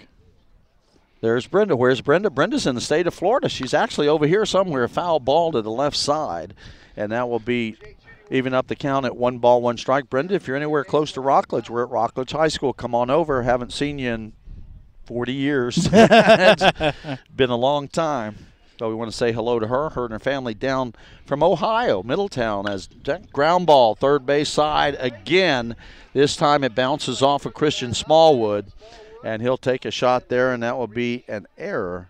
And that will put a runner at first base for Bruck. And that will be the first error committed by MCC this afternoon. So we are in the bottom of the 4th inning now. Runner at first base and 2 outs. We've seen both teams' third basemen tonight. They've had trouble capitalizing. It seems like that ground over there just seems to give the ball an extra hop as it just they're not able to judge it correctly over the last inning. So stepping in now, Andrew Brait, the shortstop. 2 outs, runner at first base. He'll look back and trot back, and that will be up and out of the strike zone. That will be ball number 1. Brenda, them down from Middletown, Ohio, or from Ohio. They were over in Orlando. They came over today for the space shot. Had to stop for gas and got here. Yeah, there was a rocket went up today, Mr. Florida resident. Well, you said space shot. I don't know what space shot. Space, is that up something? Yeah, I gotcha. Okay. Rocket up. When you say space shuttle, I know what you mean. I didn't say shuttle. I know. That's what confused me. That's right. You're the young group. You only know the shuttle. I'm back for Atlas and all that. Yes, we know. 2 balls. There's a pitch. They pitch out there. Thought the runner would be going, and he wasn't. So that will take the count. I believe it's 3-0. I can't see the scoreboard from the sun. But I do know we're in the bottom of the 4th inning. I do know there's 2 outs. It looks like it's two balls, 1 strike. Yeah, okay. I'm putting my fingers over my eyes. Yeah, that's what it looks like. They go to first base back in plenty of time is Brody Legates. He reached on an error by the third baseman. So the Hawks with a runner at first base and 2 outs. The number 9 hitter in the box flew out to the center fielder, Alex Balsitas, over to first again back in plenty of time. So Brenda just come over 528 from the Cape, come down US 1 and into Rockledge. You'll be right here. Absolutely. 2 balls, 1 strike. Justin throws over again, getting closer every time, but still not in time. Back in plenty of time. Not in plenty of time, but in time is Legates. It's nice like this that you appreciate doing basketball. Yes, it is. Oh, you know what's funny? I feel like this is the 3rd or 4th consecutive year that with you guys, every time we start the baseball season or the softball season, we're starting it on a very cold night here in Brevard County, which is so rare. It seems like we can't start the baseball season without it being cold. Well, it's called winter, dude. Yeah, winter down here in Florida is not what other people call winter. Well, we're going to throw over for the 5th time. So his pitch count is getting very high, but he's throwing it to the wrong bag. So the count, 2 balls, 1 strike. Andrew Brate at the plate. He is the number 9 hitter. Flew out to center field his first time up. Connor Justin keeping a good eye, and he's going to go over again. We're going to have a lot of people falling asleep here any time. With 2 outs, the runner at first base. Anthony, you don't pay much attention to that guy. You got to come to the plate and get the batter. Exactly. He's the number 9 hitter. Throw over, and here's the pitch. Runner goes, and it hits the runner. So after all of that, Brate is hit with the pitch, and that'll put runners at first and second. We go back to the top of the Viera Hawk lineup. Kyle Dentman will come to the plate. He flew out to center field his first time up, flew out to left back in the 3rd inning. So he is 0 for 2 this afternoon. Runners at first and second now, an opportunity for an RBI. Kevin Espirisanto goes out to talk to his pitcher, Connor Justin. In a little bit of trouble here, but he does have 2 outs. And he does have the lead 2-1.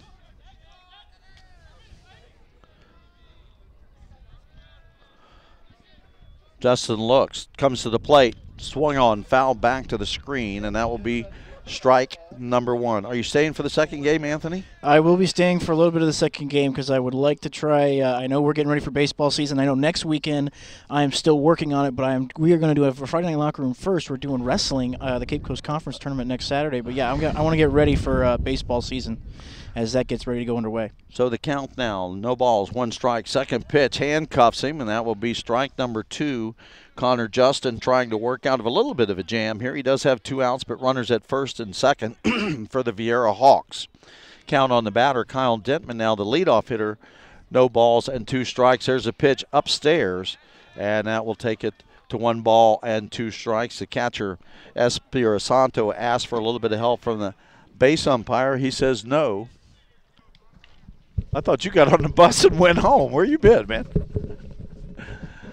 So here's the pitch, swung on. It's going to be in front of the plate, and they're going to throw to first, and they'll get the out there. So Connor Justin helps himself out, catches the ball, throws it to first. That will be out number 3. The line score in the bottom of the 4th inning for the Viera Hawks. No runs on no hits. 1 error committed by MCC and 2 runners left on base. So after 4 complete, we're still MCC 2, Viera Hawks 1. Well, I'll tell you, it was time for my union mandated break, and I just had to go. I didn't want to get in trouble with the union bosses, so now I'm back, though. I feel good with an extra pair of socks on. That helps a lot. Oh, is that where you went to put socks on? Yeah. Look what I got while you were gone. Where'd you get those? Debbie brought me gloves. Oh, my gosh, where are mine? These were yours, and you said you didn't need them. Oh, you didn't need gloves? No, hey. I've got some. I'm going to actually, I went to the car. There, you can have gloves. I got gloves. And turned it on. I listened to you guys in the car with the heater going. It was tempting to stay in the car. It took all I had to get out of the car and come back out here. Well, Brenda is listening, so they must be traveling in their motorhome with the computer on. She said she's coming back across. I told her, come to Rockledge. Oh, really? Yeah. So yeah, you never did tell me where she was. We got to talking about Marcy I didn't, Craig. did I? Uh-uh. They've been staying in Orlando. They come over today for the shot that went up. Yeah. And they've been out at the port. And now they're heading back across. I'm assuming 528. No kidding. Are they going to come to the game? I told her when they got to US 1, turn left, and we'll talk them right in. Yeah. So that's neat. we're in the bottom of the 4th inning. No, we're not. We're in the top of the 5th inning.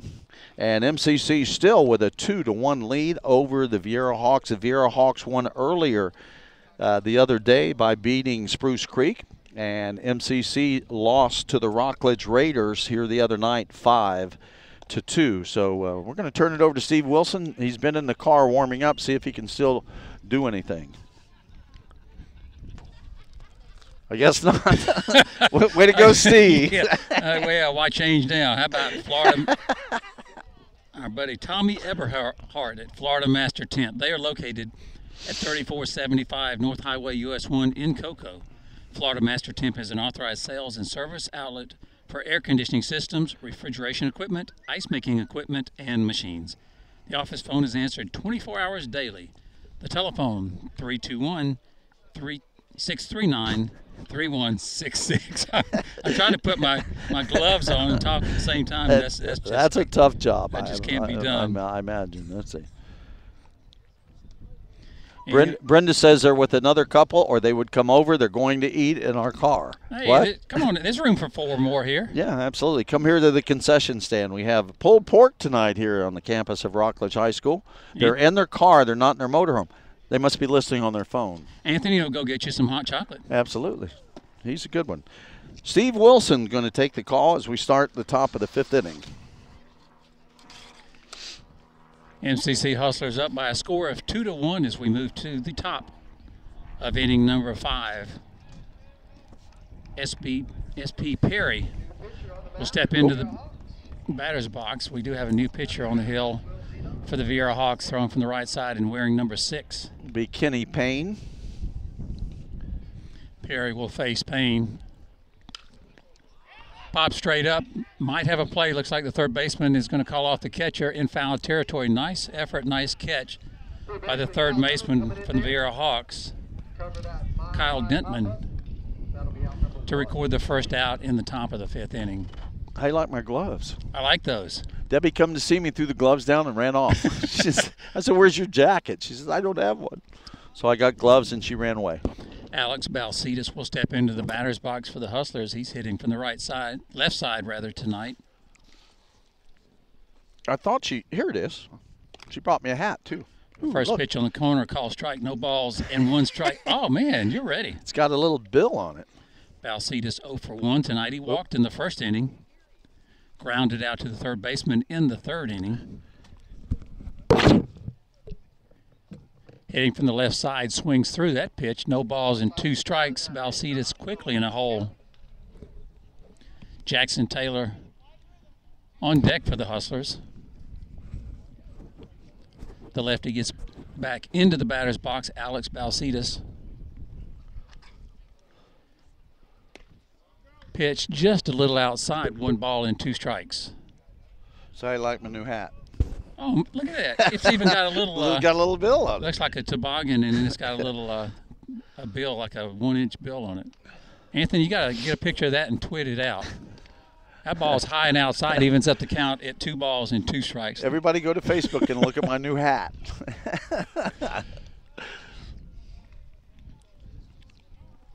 2-2 pitch. That ball's low. Will run the count full. 3 balls and 2 strikes. Balcetis showing a lot of patience at the plate. MCC up 2-1 in the top of the 5th inning. This is a regulation 7-inning baseball game between the Hustlers and the Hawks. Pokes that one to left field. Base hit by Balcetis. Just sticks his bat out there. Goes over the head of the shortstop to left field. So that will put a runner on first base for the Hawks. For the Hustlers, rather. Nobody out in the top of the 5th inning. And that will bring up first baseman number 24, Jackson Taylor. 5th hit of the ball game for the MCC Hustlers. Taylor also hitting from the left side. First pitch out of the zone, 1 ball and no strikes. Anthony, would you like a pair of gloves? Okay. I have new ones. Look at that. Orange tips. These are safety gloves. Yeah, you want some gloves? Yeah, right there. Yeah. Pitching from the stretch. Pitch in the dirt. Quick timeout call by Alex Brandon. He wants to confer with his pitcher. Make sure they're on the same page. They appear to be now. If they weren't, conference breaks up.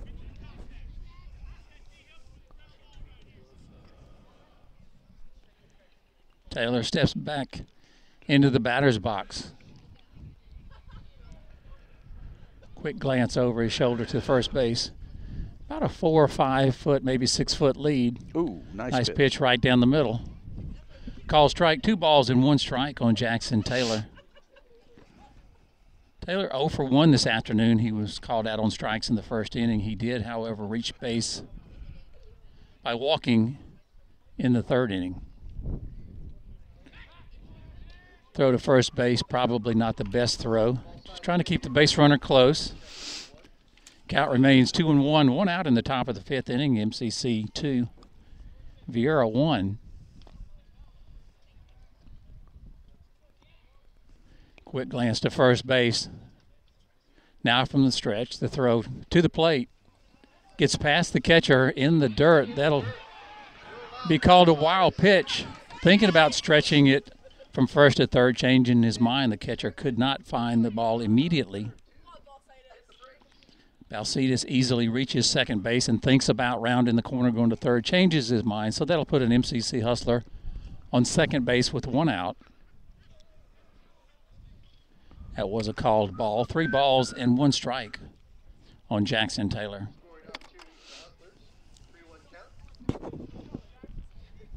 Balcetis, your base runner on second for the Hustlers. In scoring position, trying to extend their 2-1 lead. Taylor calls timeout. He steps out of the box.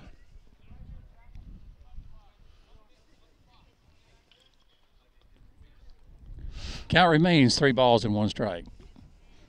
Outfielders playing straight up infield at about normal depth. The shortstop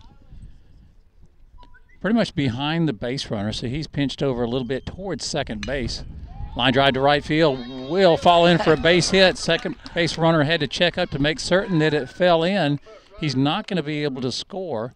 Not a bad play. You want to be certain that ball is not going to be caught. You don't want to be doubled off. So now the Hustlers will have runners on the corners with only 1 out. And that will bring up wearing number 7, Brian Coscarella. I remember that from last night. Yeah, Coscarella. Okay. Coscarella, quick timeout called by the Viera Hawks defense. They're all going to approach the mound, and you've got the infielders out there, coach, pitcher, catcher. You got everybody but the outfield, and this timeout is brought to you by who else but Barry Signs Incorporated. Ooh. Barry Signs is located at 1740 South Huntington Lane in Rockledge. They are a full-service sign company specializing in new construction, LED sales, and rentals. Special thanks to Dennis and Joanne Barry for supporting local sports. The telephone number, 631-6150. Once again, there's only 1 out in the top of the 5th inning. MCC 2, Viera 1. MCC has runners on the corners, first and third.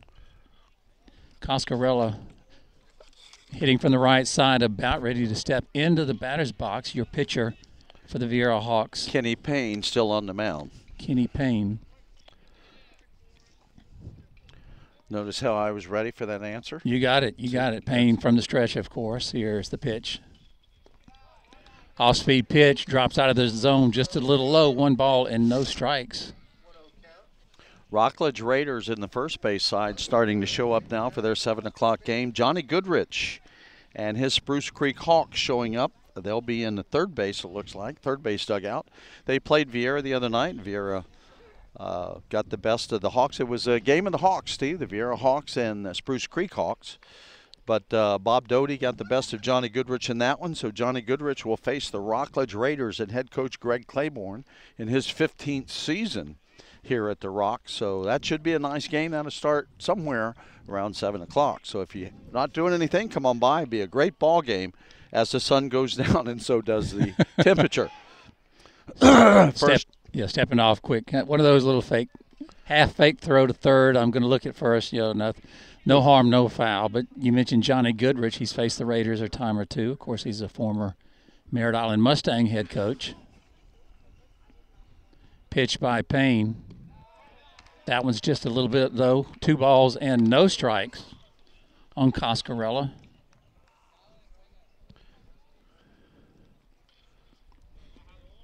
MCC would like to build on their 2-1 lead. How do you like these gloves, man? They are nice and the warm. Fingertips. I like yours is too, but yours are black. Mine is orange. Yeah, those are neat. Snap throw to first base, getting back easily is Jackson Taylor. I told Debbie to get me something different because you would steal them and I wouldn't be able to tell that these are nice. Nice gray with orange trim. You look like you should be directing traffic with those orange fingers. Be a crossing guard like Tom Willis. Yeah. Another step off the mound. Nobody's going anywhere. Hustlers remain on first and third. 90 feet away from the third MCC run. MCC's up 2-1. Now from the stretch, he's going to go home with a pitch, swing and a miss. 2 balls and 1 strike on Coscarella. Well, Steve, it was 70 and 80 degrees, sun shining all week. Brenda and her family shows up in Florida. Now it's snowing and it's 32 degrees. Thank you very much, Brenda. They'll never come back. Yeah, let us know when you head back home so we can get our bathing suits back out and go to the beach. Yeah, we'll never see them again. No, they've bought tickets for the Canaveral Music Fest out there. Oh, did they? Yes, Port Canaveral already. Seafood Fest? Absolutely. So if nothing else, we'll get to see them then. So all right. They'll be there for the big Clint Black concert, the Steve Wilson autograph signing session. Orville Susong jump in the Shark Tank. Oh, nope. Yep, that won't happen. 2 balls, 2 strikes. That last pitch found the zone. 2 balls, 2 strikes, 1 out. Here's the pitch by Payne. He's going to go with first instead. Once again, getting back to first easily is Jackson Taylor. Taylor on first, Balsitas on third. Coscarella hitting from the right side. Awaits the pitch from Payne. He's going to go home with it. That's high and tight. Has run the count full, 3 balls and 2 strikes. On deck is Kevin Espirisanto. Kevin Espirisanto. Espiritu Santo. I learned that last night, too. Did you? Getting yelled at by a little Italian lady. I learned it well. Another throw to first base, not close. Just wanting to keep Jackson Taylor close. Well, I'm just about ready to put on sweatshirt number 2. Yeah, I'm almost out of clothes to put on. I got one more light jacket, and then I'm done. I'm going to the car. Payoff pitch inside. Ball 4. That'll load him up. As Coscarella trots down to first base. Now all of a sudden the bases are full of Hustlers. Hawks in a jam here in the top of the 5th inning. They're down 2-1. There's only 1 out. Is Kevin Espiritu Santo. I'll just say that word. You want to do this better? Espiritu Santo. Three syllables. Kevin Espiritu Santo hitting from the right side, wearing number 9 tonight as he did the other night. Oh, swing and a miss, strike. No balls and 1 strike on Espiritu Santo. Espiritu Santo. Espiritu Santo. By the time I learn it correctly, he'll either be out or be standing on first base. Espiritu Santo waiting for the pitch from Ryan. Bases full of Hustlers. 2-1 MCC lead. Swing and a miss, strike. Nope. Ball gets about 25 feet away from the catcher. Not far enough for any of the runners to advance. Good hustle by the Viera catcher, Brandt, to not allow the runner from third, Balsitas, to score. Situation here, Steve, as a pitcher, you have to trust your catcher. You got the bases loaded. You got 2 strikes. You want to throw something out of the strike zone and let the batter chase it, but you got to have confidence in your catcher. The ball's going to be popped up. Nobody's going to score on that one. It is in fair territory. The first baseman, Samuel, records the out. So now there are 2 outs in the top of the 5th inning. Spirit Usanto got under that one just a little bit. Popped it up to Samuel, the first baseman for the Viera Hawks. And that will bring up number 15, who bats in the number 1 slot, Coleman LaRoche.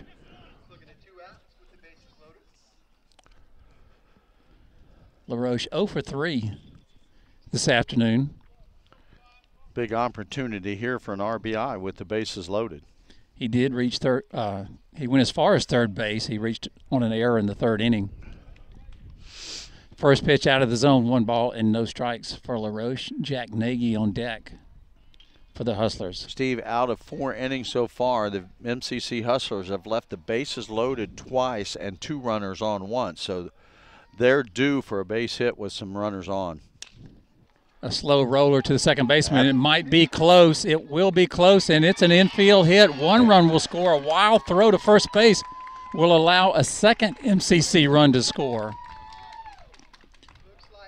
Ryan Coscarello will end up at third base. I don't know, Steve. I think you got to give Coleman LaRoche a base hit there. Without question. And then you got an error on the throw. Yeah. Without question, that's an infield hit because so he'll go to second and he'll have an RBI. So 2 runs will score on a base hit, and 1 error committed on the play. Yeah, LaRoche passes first base before the ball even gets there, so he's gonna reach first base. An infield hit, an RBI single. Jack Nagy steps into the batter's box. Now it's a 4-1 MCC lead with runners on the corners. The wild throw allowed the 4th run of the ball game to score, and it also allowed the runner to go from first to third. Nagy 1 for 2 tonight. A break for second base. Attempted steal will slide in safely is LaRoche. Now the Hustlers with runners on second and third and 2 outs. That ball is out of the zone, 1 ball and no strikes on Nagy.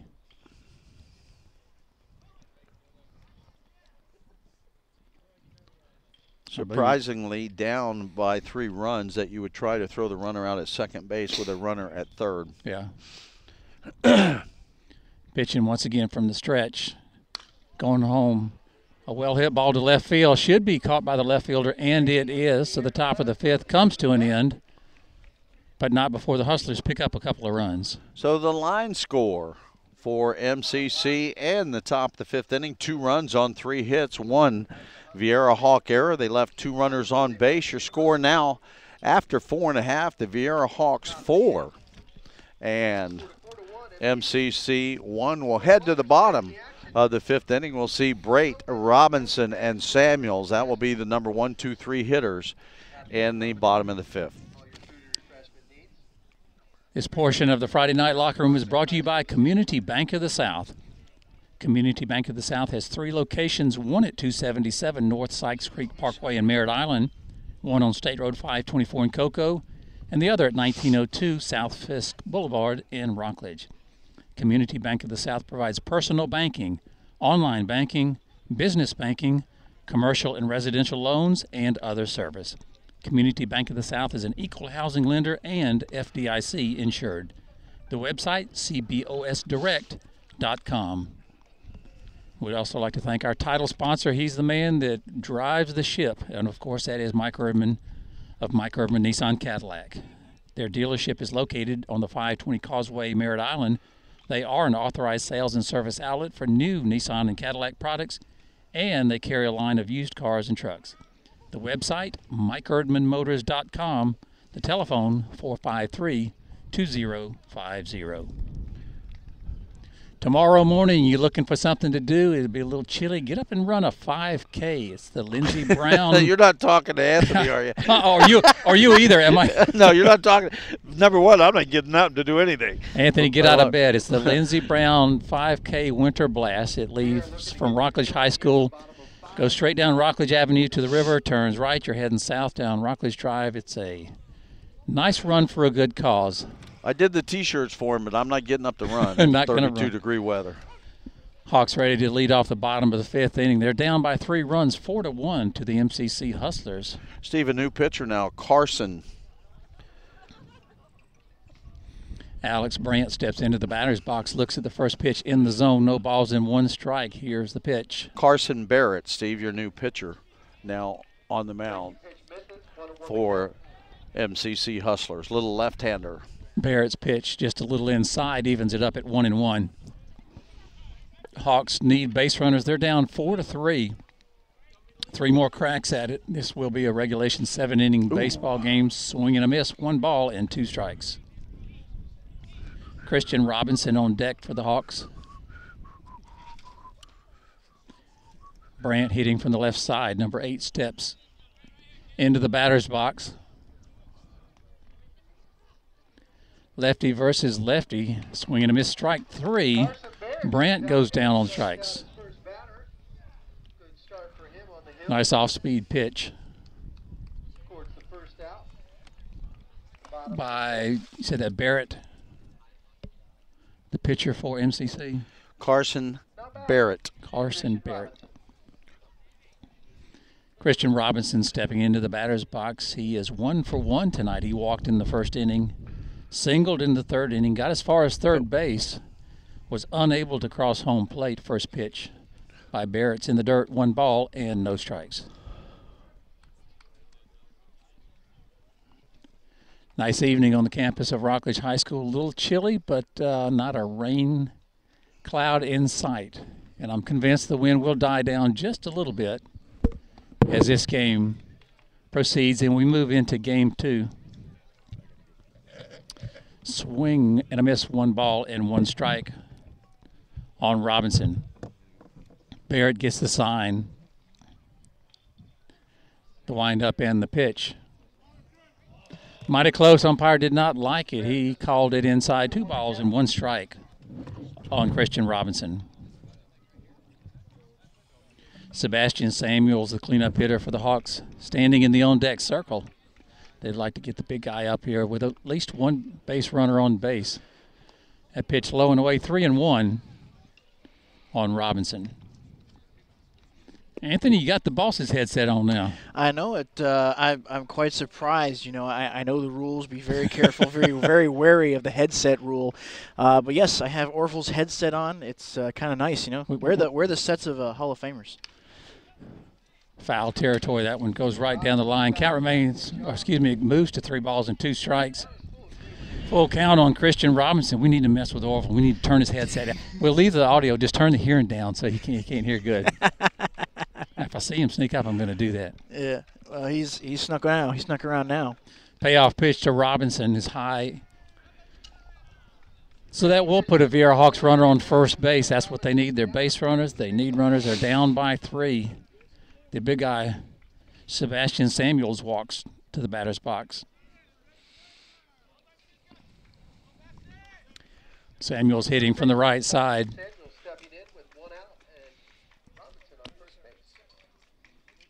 Bottom of inning number 5 here on the campus of Rockledge High School, the Viera Hawks and the MCC Hustlers.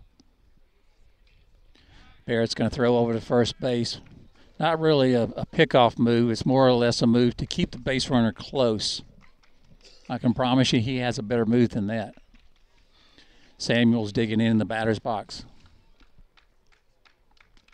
The left-hander pitching from the stretch. It's going to go home with the pitch, little high and away. 1 ball and no strikes on Sebastian Samuels. Bryson Wallace on deck for the Viera Hawks. Actually, it looks like they may have a pinch hitter on deck. Throw back to first base. Not real close. Count remains 1 ball and no strikes on the Viera Hawks cleanup batter. Looks like Chris McLaughlin is on the circle right now. Or in the on-deck circle. Christian Robinson easily gets back to first base. Another throw over to first.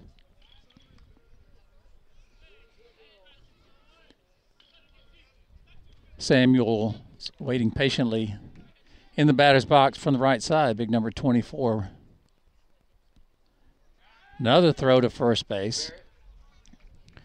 Can work on a batter just a little bit. He's anxious. He's ready to swing the bat, and you have these throws, throw after throw to first base. Can throw off the timing just a little bit. I was going to ask you that, Steve, because he's been going over there about 5 or 6 straight pitches now. Here's the next one. Pitch gets past the catcher, out of the zone, easily advancing to second base will be Christian Robinson. Pretty much a pass ball, just even though it was outside catcher, probably should have gotten to it. Quick timeout called by Tom Dooley. And the MCC Hustlers, the Hawks now with a runner on second base, 1 out in the bottom of the 5th inning. MCC 4, Viera 1. This break in the action is brought to you by Beef O'Brady's, State Road 524 in Cocoa. Sean O'Reilly, Timmy O'Reilly, the whole gang at Beefs have always been big supporters of local sports, and the tie-in within the Friday night locker room is a natural. The menu includes chicken, steak, and fish taco baskets, and, of course, wings. Thanks to Sean O'Reilly, Timmy O'Reilly, Beef O'Brady's, State Road 524 in Cocoa. Last night was trivia night at Beef's on 524 in Cocoa. They were just starting. I told Sean, I said, I'm going to get out of here before I show how dumb I am. I started asking all these questions. I don't want to be around, so I left. Now we're about ready to resume play. Hawks with a runner on second. Samuels fouls one down the third base line. Hawks with a runner on second. They're down by 3 runs, 4-1 in the bottom of the 5th inning. 2 balls and 1 strike on Sebastian Samuels. You'd love to see Samuels knock one right between the center fielder and the right fielder right about now. Second baseman kind of half covering the bag, so there's a big hole between the first baseman and the second baseman as well. Off-speed pitch, fouls it straight back. 2 balls and 2 strikes. Nice pitch. Tom Dooley, in his 28th year, is head coach of the MCC Hustlers. That's a long time. And what, only 2 years, 3 years removed from a state championship? Yeah. Yeah, I think it was 3 years ago. The Hustlers won the state championship, pitching from the stretch. That was in the dirt, nice block. But base runner allowed to steal or advance to third base, even though the catcher blocked the ball in the dirt. He did a complete 360 trying to get his hands on the ball. So Robinson now standing on third base 90 feet away from what would be the second Viera Hawks run of this baseball game. Pitch, swing and a miss, strike 3. Samuels goes down on strikes. Nice pitch once again by Barrett of the MCC Hustlers. Now you've got Chris McLaughlin stepping up to the plate here, number 5 for the Viera Hawks, as he McLaughlin hitting from the right side.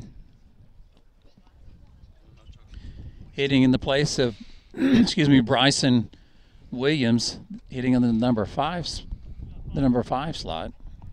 I really wish high school baseball was as easy as it is in like Major League Baseball when it comes to substitutions, where you just plug one guy in, because you're never really sure, because this guy could play at another position and see somebody step up in the same batting spot. Yeah, it can get a little confusing. At least we take a look towards the first base dugout. Darren Rooney will be in the batter's box. There's 2 outs. The Hawks need a run. They're down by 3. They don't need 3 runs this inning, but I know they'd love to chip away at the lead, walk away from this half inning with 1 run. Exactly. At least get one. Try and get the base runner at third. Barrett's first pitch low, 1 ball and no strikes on McLaughlin.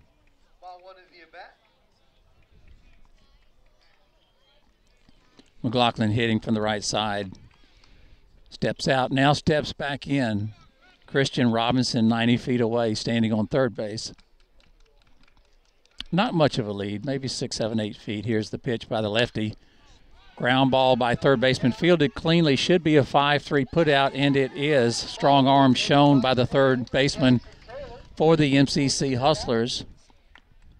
That's Smallwood, and that will end the bottom of inning number 5. Line score in the 5th inning for the Viera Hawks. No runs, no hits, no errors, and 1 runner left on base. After 5 complete innings of play this afternoon, the MCC Hustlers 4, the Viera Hawks 1. This is a special early Friday afternoon edition. 9 out of 10 Fridays we are coming to you live On Friday nights, we decided to get a jump start on the weekend. It's a baseball doubleheader. Today's first game between the Hustlers and the Hawks, streaming only on SpaceCoastDaily.com. Immediately after this game, we'll unplug a few buttons and flip a few switches. We'll go to radio, 89.3 FM and 90.3 FM. But that game will be heard on SpaceCoastDaily.com as well. So we're going to get a couple of baseball games behind us tonight, Anthony. We're going back to basketball next week. It'll be the ladies' region finals, the boys' region quarters. So we'll have a lot to choose from next week. We're gonna be warm wherever we're going. Yeah, I was gonna say too, and next weekend too. I'm still working on some of the finer details, but next Saturday we may get the opportunity to do a Friday Night Locker Room First, which is possibly covering the championship matches of the high school Cape Coast Conference wrestling tournament. Yeah, you were telling me about that. That's pretty neat. That's something that the Friday Night Locker Room has never gotten into, but that sport is growing in popularity, and it's always been popular within a certain realm. But and the cool aspect of it too is because we always like to cover all the high school teams in the area. Well, with the Cape Coast Conference, we're covering all the high schools. All the local wrestlers are participating in that tournament. It's nothing just Brevard County alone, so it's a great opportunity to showcase all of the schools. I don't know the number off the top of my head, but it's a great way to showcase all of the local high schools in one tournament. As we're set to move to the top of the sixth inning, it'll be Christian Smallwood, Austin Nickel, and S.P. Perry. That's the number 3, 4, and 5 hitters for the MCC Hustlers. They're going to carry a 4-1 lead into the top of the sixth inning. Smallwood hitting from the right side, swings through the first pitch, no balls, and 1 strike. Smallwood 1 for 1 tonight, but he has reached base 3 times. He walked in the first inning, he walked in the second inning, and he had a clean single to left field in the 4th inning. Off-speed pitch swings. Third baseman may have a play in foul territory. Nice catch by Kyle Dentman in foul territory. 1 out in the top of the 6th inning. That will bring up right fielder number 8, Austin Nickel. Austin Nickel, a very thick baseball player right now at the plate. Very muscular build for himself, and it looks like he's got some power behind him. Nickel 0 for 3 tonight. First pitch in the zone, no balls and 1 strike. Nickel hitting from the right side. That pitch is low, evens it up at 1-1.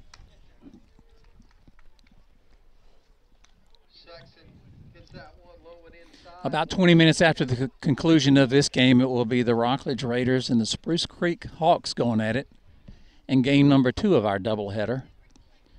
Wind up in the pitch to Nichols. Off speed inside, 2 balls and 1 strike. It's hard to believe baseball is here. I know Rockledge started the Brevard County team started their regular season this week. It's and these all these games count to the record, right? Okay. I think it's kind of like almost like a preseason tournament. The regular season gets underway next week. Wind up, and the pitch just gets a piece of it, dribbles it towards the first base dugout. Nickel fouls that one off. 3-2 count. 3 balls, 2 strikes, full count on Austin Nickel, the right fielder. For the MCC Hustlers, his squad up 4-1 in the top of the 6th inning. Here comes the payoff pitch, off speed, line drive, left field. Is it fair or foul? It is a fair ball, base hit by Austin Nickel. That'll put a Hustler on first base with 1 out in the top of the 6th inning and bring up the designated hitter, number 23, S.P. Perry.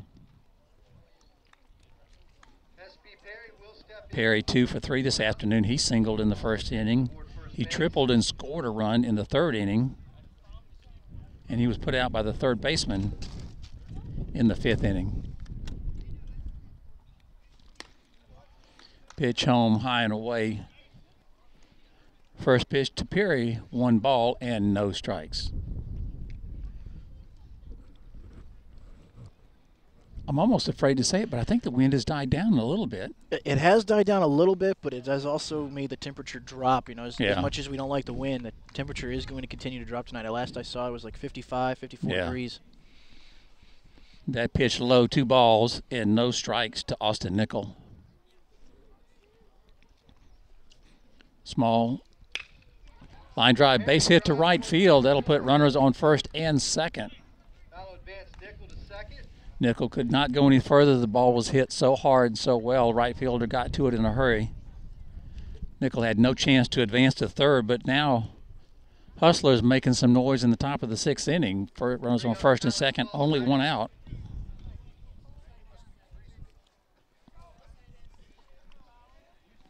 That will bring up center fielder number 12, Alex Balcetis. Balcetis hitting from the left side. Here's the pitch. First pitch high, 1 ball and no strikes. Quick timeout. Called by catcher Alex Brand of the Viera Hawks. Quick word on the mound with Tyler Sexton, the pitcher. We've seen his pitches so far tonight. You know, unfortunately, just hasn't been able to locate them in the strike zone, either a little too high or too low. And I got to say, the Hustler batters have done a nice job eyeing this ball. Nice pitch by Sexton. Evens the count up at 1-1. 1 ball, 1 strike, 1 out in the top of the 6th inning. Hustlers looking to extend their 3-run lead. They are up 4-1 over the Viera Hawks from the stretch. 2 balls and 1 strike. That one did not quite catch the zone. It was close. Umpire said not close enough.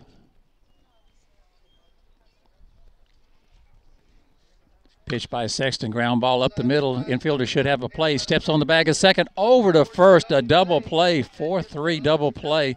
Nice defense by the Hawks to get out of trouble. It was a well-hit ball. It was right up the middle. Could not have been played positioned better for the Viera Hawks. Legatus in the perfect spot. He fields the ball cleanly, steps on second base, throws it to first. So for the MCC Hustlers in the top of the 6th inning, no runs, 2 hits, no errors, and no runners left. After 5.5 innings of play, the MCC Hustlers 4, the Viera Hawks 1.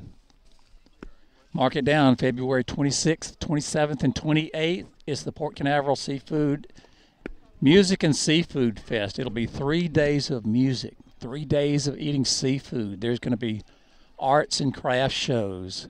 There'll be a live Shark Tank with some people. I'm not going to say crazy people, but there'll be some people in the tank with the sharks putting on some type of an exhibit. I don't know what in the world it is, but it's going to be crazy. It's going to be wild, and it's going to be fun. That's February 26th, 27th, and 28th. Non-stop action out at the port. For more information, go to spacecoastdaily.com. There's some really unique ticket packages that are available. If you just want to go 1 day, or if you want to go 2 days, or if you just want to go see this performer, or you want to do this, there's so many different ways that you can buy tickets. Or if you know you're going to go all 3 days, you can buy a ticket for that. But spacecoastdaily.com will give you all the information that you need on the Port Canaveral Music and Seafood Fest. And don't forget, Steve Wilson will be out there, and he will be signing autographs right before the Clint Black concert, so everybody will be excited about that. So you decided to come back after all, huh? What'd you do, go to the car and get double socks like I did a while ago?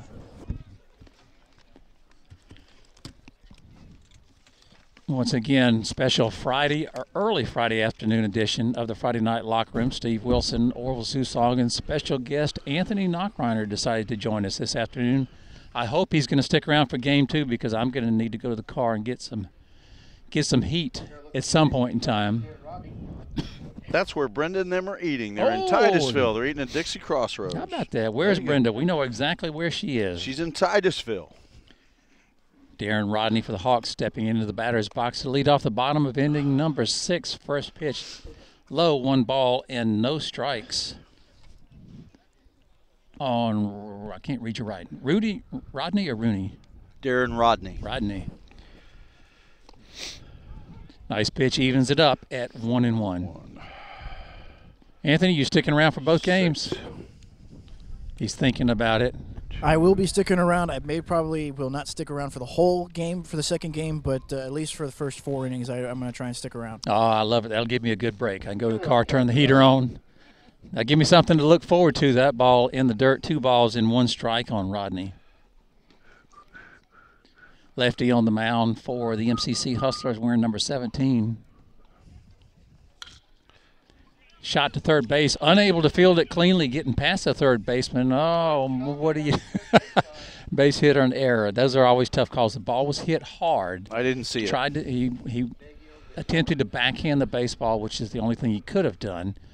Carson Barrett, Steve, the lineup is the pitcher. Second inning now for MCC. Now batting looks like we're in number 15, a pinch hitter maybe.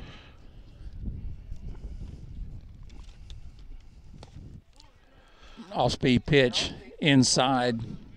I gave my lineup to Mike. I don't 1 have the ball Viera and no lineup strikes. anymore. I thought I heard him say Van Alstyne. Oh, okay, Van Alstyne. He just is Van Alstyne or Van Alstyne? Steen.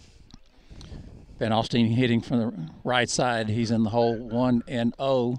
Excuse me, 1 ball and no strikes. To his advantage, 2 balls and no strikes.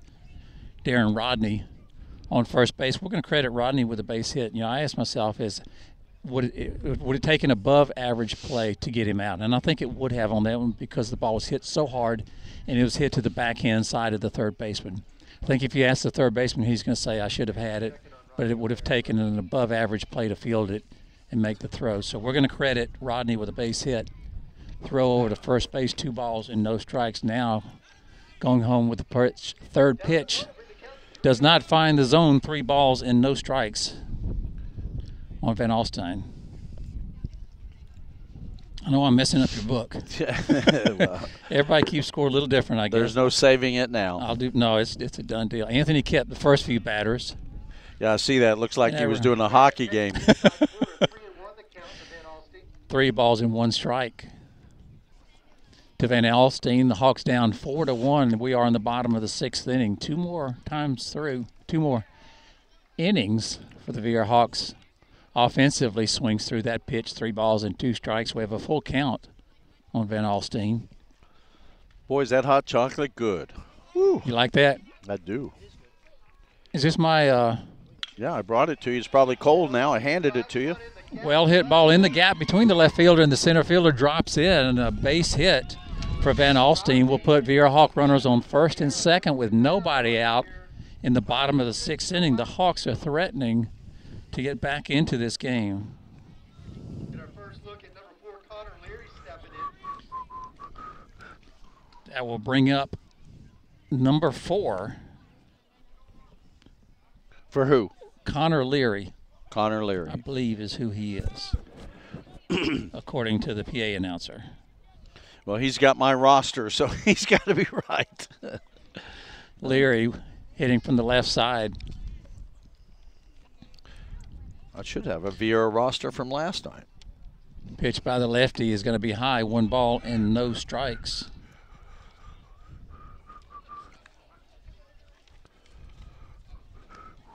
Rodney on second. Van Alstyne on first. Those are your Viera Hawks runners. Connor Leary in the batter's box hitting from the left side.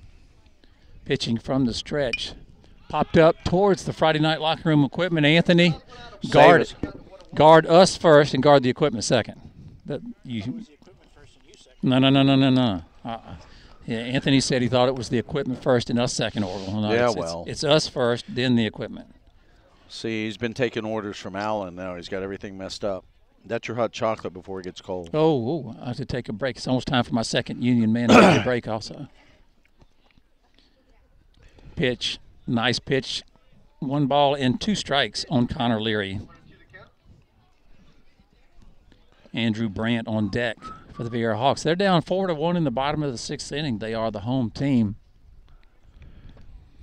Leary represents the tying run. He's standing in the batter's box, hitting from the left side. Swing and a miss, strike 3.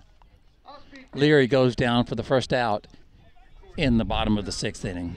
Steve, I'm not sure. I've been looking here. While I was gone, I don't know if the Viera Hawks got any hits or not in the 4th or 5th inning. Let's see, none in the 5th. 4th, no.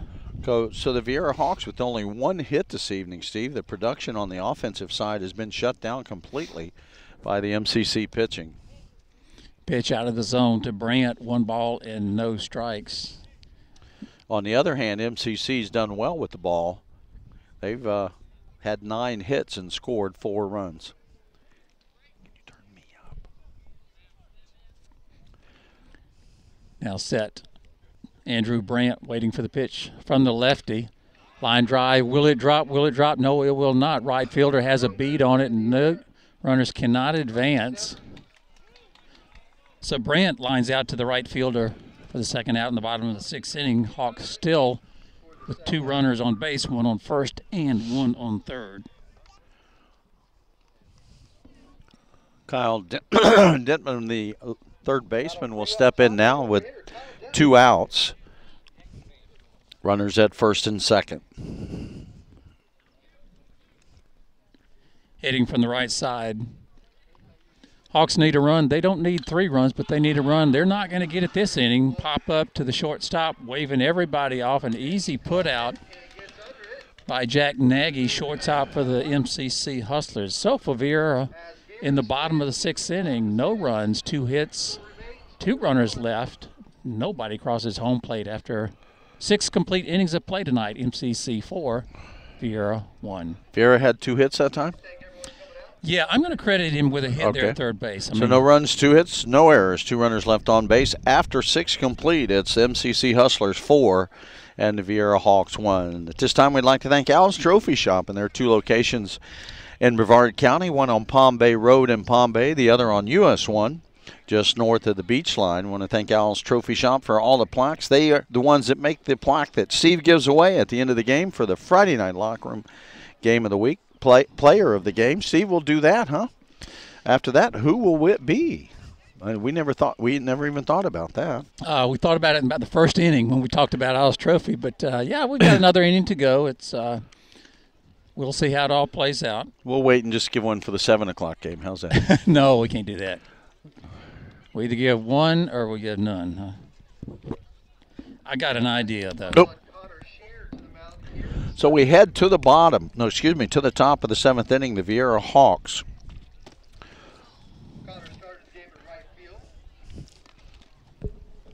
We'll send a new pitcher to the mound, and I'll have to go back to my score sheet from the other night to find out because Mike took my my lineup. And I don't know if I have it or not. Well, I wish I could help you, but I wasn't here that night. Actually, I was for about an inning. I do not have it. So much for that. So we're all set to go here, top of the 7th inning. New pitcher for the Viera Hawks. MCC will send Taylor Coscalero and Espiritu Santo. Jackson Perry will be the leadoff hitter. We'll turn it back over to Steve Wilson. Drink your hot chocolate. Yeah, I was looking for possible players of the game. I think I got one-eyed. All right. But you just never know for sure how this thing's going to play out. Oh, yeah, we've had a number of players play well tonight, but we'll see. Quick timeout called. Once again, Viera Hawk defense, pitcher, catcher, first baseman, third baseman. They're going to have a little chat on the mound as we are just about set to move to the top of the 7th inning. High school baseball is a regulation 7-inning game, so unless the Hawks can come up with some runs in the bottom of this inning, the Hustlers will walk off the field with a win, but the Hawks have a lot to say about this game. It's not over by any stretch of the imagination. First pitch to Taylor in the zone. No balls and 1 strike on the MCC first baseman. And if kind of a little dribbler towards the first base dugout. No balls and 2 strikes. If the score stands, Steve, as it's right now 4-1, that would mean MCC would end up in this tournament 1-1, 1 run, 1 loss, and so would Viera with 1 win and 1 loss. Shot to second baseman, nice defensive field. On the first hop, it's a 4-3 put out. The ball was well hit right to the second baseman. Took a short hop about 3 feet, 2 to 3 feet in front of him. Stayed with the baseball, fielded it cleanly. So it's a 4-3 put out to record the first out in the top of the 7th inning. That will bring up number 7, Ryan Coscarello, hitting in the number 7 slot for the Hustlers. First pitch called strike, no balls and 1 strike on Coscarello.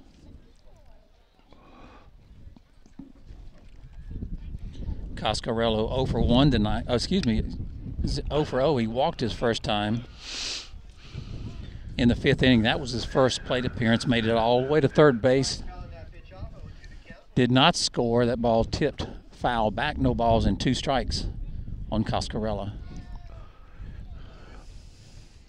So wind up in the pitch. Low and away, 1 ball and 2 strikes. MCC 4, Viera 1. The Hustlers trying to pad their 3-run lead in the top of the 7th. With an insurance run or 2, here's the pitch. Just a little outside, evens it up at 2-2.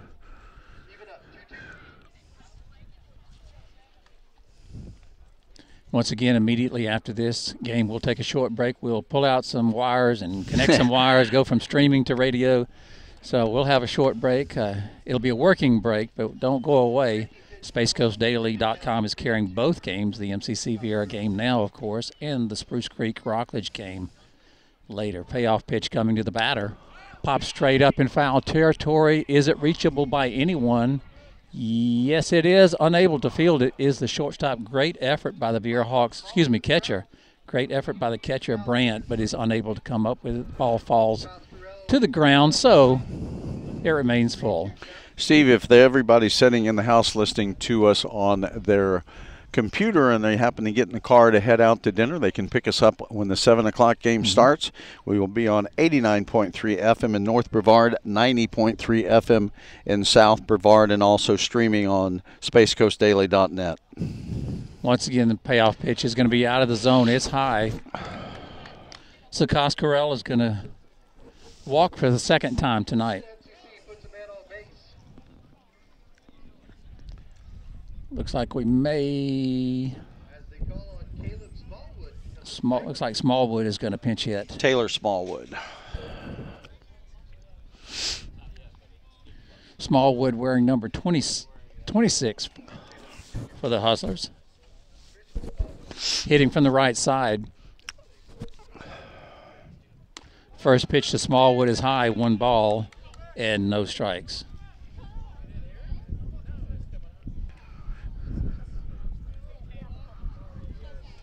Hustlers with a runner on first. They're up by 3 runs in the top of the 7th inning. Smallwood steps back into the batter's box. That pitch is low, 2 balls and no strikes. Smallwood in the number 8 slot.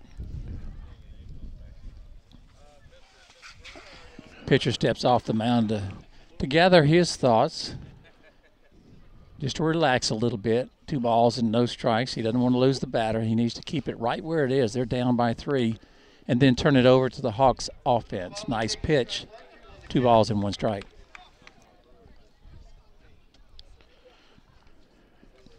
Crowd coming in now. You have the crowd from Spruce Creek and Rockledge filtering in through the gates. So you're going to have a crowd of 4 baseball supporters, family, and friends in the next 30 minutes or so. 3 balls and 1 strike. That pitch did not find the zone. Smallwood steps back in. Pitch from the stretch. Popped up. It's going to be out of play. It's away from us. Good job, Anthony. There you go. Anthony's kind of doing. He was protecting us and the equipment. Or I don't know what he was, but you did good. Like your sweatshirt. I like it. I want to say that the gentleman that made and gave me this sweatshirt is a great individual and a wonderful human being as well. You're welcome. 3 balls, 2 strikes, Smallwood. That would be Alan Slaughterzinski that gave it to you? Mm-hmm. Oh, Steve Wilson gave it to you. Okay, good for Steve. Payoff pitch coming to Smallwood. Foul straight back. Count remains 3 balls and 2 strikes. Once again, the wind's starting to pick up. It had died down, and then all of a sudden, It's come out of nowhere. Smallwood steps back into the batter's box. Swing and a miss, strike 3. Smallwood unable to catch up with that fastball. He'll go down on strikes for the second out in the top of the 7th inning. Well, we have an opportunity. I want to thank Beef O'Brady's located on State Road 524 in Cocoa. Sean O'Reilly, his brother Tim, and the whole gang of Beefs. We'd like to thank them for being big supporters of the Friday Night Locker Room. Coleman and LaRoche, who are back up to the top of the batting order for the MCC Hustlers. Coleman hitting in the number 1 slot, first pitch. High and away, 1 ball and no strikes. Coleman 1 for 4 this afternoon. He singled in the 5th inning. That ball high and tight, 2-0.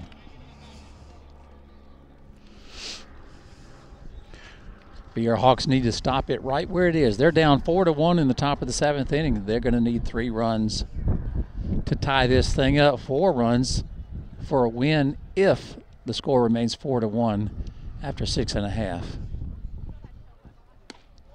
That pitch is high. Quickly, 3 balls and no strikes. LaRoche in the driver's seat. He's been on base a couple of times tonight. He's 1 for 4. He did reach on an error in the 4th inning rather. Singled in the 5th. Nice pitch. 3 balls and 1 strike on Coleman LaRoche. Jack Nagy on deck for the MCC Hustlers. He'd like to take a swing, which would mean that somehow or another LaRoche is going to have to reach base. Don't think it's going to happen. It's a 5-3 putout. Well played defensively by the Viera Hawks third baseman Kyle Dentman on a 1-hopper to end the top of the 7th inning. So after 6.5 innings of play, the score 4-1 in favor of the MCC Hustlers. The line scored no runs. Did they get any hits that inning, Steve? No, they did not. No runs, no hits, no errors. 1 runner left on base. The score 4-1 as we head to the bottom of the 7th inning. You're listening to the Friday Night Locker Room, a presentation of the Florida Broadcasting Group. Orville Susong, Steve Wilson, Anthony Knockreiner, coming to you from the campus of Rockledge High School, home of the Rockledge Raiders. The Raiders up next here in our doubleheader. The Rockledge Raiders will host Johnny Goodrich and the Spruce Creek Hawks. I think we should also mention that while we see the Viera Hawks right now on the baseball diamond, tonight the girls' soccer team looks to go back-to-back state champions tonight. They play at 9 o'clock. They play Niceville after defeating the number 2 ranked team in the nation, St. Thomas Aquinas. So congrats to the Viera Hawk girls and best of luck tonight. So they will be playing at Melbourne High School down on Babcock is where the state championship is being played for, I believe, the 2nd year, or was it at Florida Eastern State College last year? Eastern Florida State College last year. Eastern Florida State College last year. The Melbourne Bulldogs hosting the state championship in girls soccer. And like Anthony said, the Viera Hawk Ladies Hawks will is that the state championship game? Tonight. It is the state championship game tonight. You would think that Anthony Knockreiner and Alan Slaughter-Zinski would probably be carrying that for the Friday Night Locker Room, but I guess not. Well, they're going to do a wrestling match, Steve, but they're not going to do a state championship soccer game. Listen, there was not enough time. Plus, we would be sharing a broadcast booth with the Bright House Sports, and you've been to the Mel High broadcast booth. You see where we're at, buddy? We've kicked out Bright House before, haven't we? We certainly have. That's all right. He's here to relieve us. We may have him do game. Yeah, you can do game 2. We're leaving. We're going to sit in the corner. Hey, take the mic, Steve, and we'll turn the van around, and you can use the field mic. Alex Brandt's going to step into the batter's box to lead off the bottom of the 7th inning. Hawks down by 3, 4-1. Need base runners. Brandt's not going to hit a 3-run homer because there's nobody on. He needs to be patient. Get on base somehow. He's ahead in the count, 2 balls and no strikes. Steve, a new pitcher on the mound, and that's Shea Justin. He's now the pitcher for MCC, trying to shut down the Viera Hawks here in the 7th. Nice pitch. 2 balls and 1 strike on Alex Brandt. Christian Robinson on deck. Sebastian Samuels in the hole for the Hawks. They're the numbers 2, 3, and 4 batters for the Viera Hawks. That's the slots that they hit in. That pitch just a little low, 3-1 on Brandt. And while we have a moment, we'd like to thank Fantasy Pools and owner Joshua Jones, 23 years of swimming pool building experience. Give them a call at 863-2560. Hey, I'm not swinging at this pitch unless it's perfect. And it was not. It was not. Nice at bat by Alex Brandt. On any other at bat, that was probably close enough to swing at. He did not swing. So he walks to first base, which is exactly what the Hawks need. They need base runners. Christian Robinson is now going to step into the batter's box, hitting from the left side. Hawks with a runner on first, nobody out. Bottom of the 7th, down by 3. Robinson's going to pop it up. Is it in play, out of play? It's going to be close. It will be out of play by about 4 feet at the most. The third baseman and the catcher giving it a chase. Good job once again by Knock, protecting the Friday night locker room. You did it just exactly how you were taught, Anthony. No balls and 1 strike on Christian Robinson. Good hustle shown by the MCC catcher, pitcher, third baseman, all converging on the third base side, unable to field it as the ball just barely goes over the fence. Alex Brandt, base runner on first base, off speed pitch, outside, 1 ball and 1 strike. Once again, Robinson needs to be patient, and he will be. He's the number 3 batter. He's a smart batter. He's not going to swing at anything out of the zone. Call strike, 1 ball and 2 strikes. Robinson wasn't quite so sure. He thought that one might just be just a little bit outside. Umpire says no, 1 ball, 2 strikes on Christian Robinson. That ball not even close. 2 balls and 2 strikes. Robinson 1 for 1 tonight. He's reached base all 3 times. He's walked a couple of times. Clean single in the 3rd inning. Pitch to Robinson is outside. He's run it full, 3 balls and 2 strikes. Still nobody out in the bottom of the 7th inning. Viera Hawks down by 3, 4-1 to the MCC Hustlers. Robinson waiting for the payoff pitch. Line drive, right field, will drop in. Yes, it's going to be at least 1, maybe 2. A stand-up double for Christian Robinson will put runners on 2nd and 3rd and nobody out. Base hit right down the right field line. The only question with the wind blowing out of the north was it going to blow it into foul territory? It did not. You look at that play right there, Steve, the ball in right field. The right fielder decided to take it to second base to try to cut off the runner.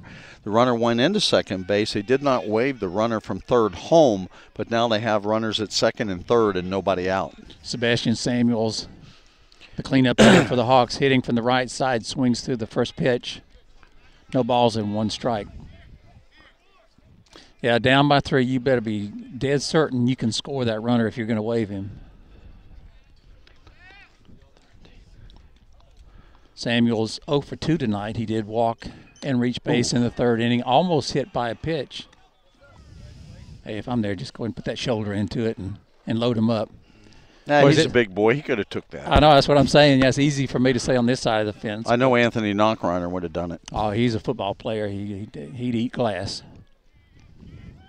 Samuels waiting the 1-1 pitch. He's going to pop that one up to Nagy at shortstop. Nobody's going to go anywhere on that one. 1 out. In the bottom of the 7th, Samuels gets under that one, sky high. So the Hawks will have runners remaining on 2nd, 3rd, 1 out in the bottom of the 7th. Brings up number 7, Bryson Wallace. Big production opportunity there for Sebastian Samuels. Just got under, popped it up to the shortstop. Now they've got 1 out.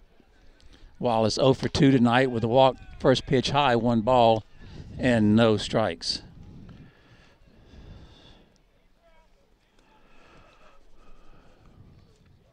Base hit right here, Steve, could certainly change the whole concept of the baseball game. Alex Brandt on 3rd, Christian Robinson on 2nd for the Viera Hawks. Here's the pitch. inside. 2 balls and no strikes on Bryson Wallace. Darren Rodney's on deck for the Viera Hawks. Still only 1 out. In the bottom of the 7th, Hawks down by 3. Popped up down the third base side. Foul territory, might have a play on it. He does not. It's going to cross in on the other side of the fence. Third baseman Smallwood goes as far as he can, runs out of real estate, so it will be 2 balls and 1 strike on Bryson Wallace. Now you see Bob Doty, the head coach, he's coaching in the third base box, comes up and talks to his batter. What he's wanting here, Steve, is a base hit backside to right field to try to score both of those runs. Base hit in the left field would definitely score 1, but to right field possibly would score 2. And that would pull the Hawks to within 1. They're down 4-1. Line drive, base hit up the middle. 1 run will score. 2 runs will score. We have a 4-3 baseball game. A 2 RBI single by Bryson Wallace right up the middle. Nice.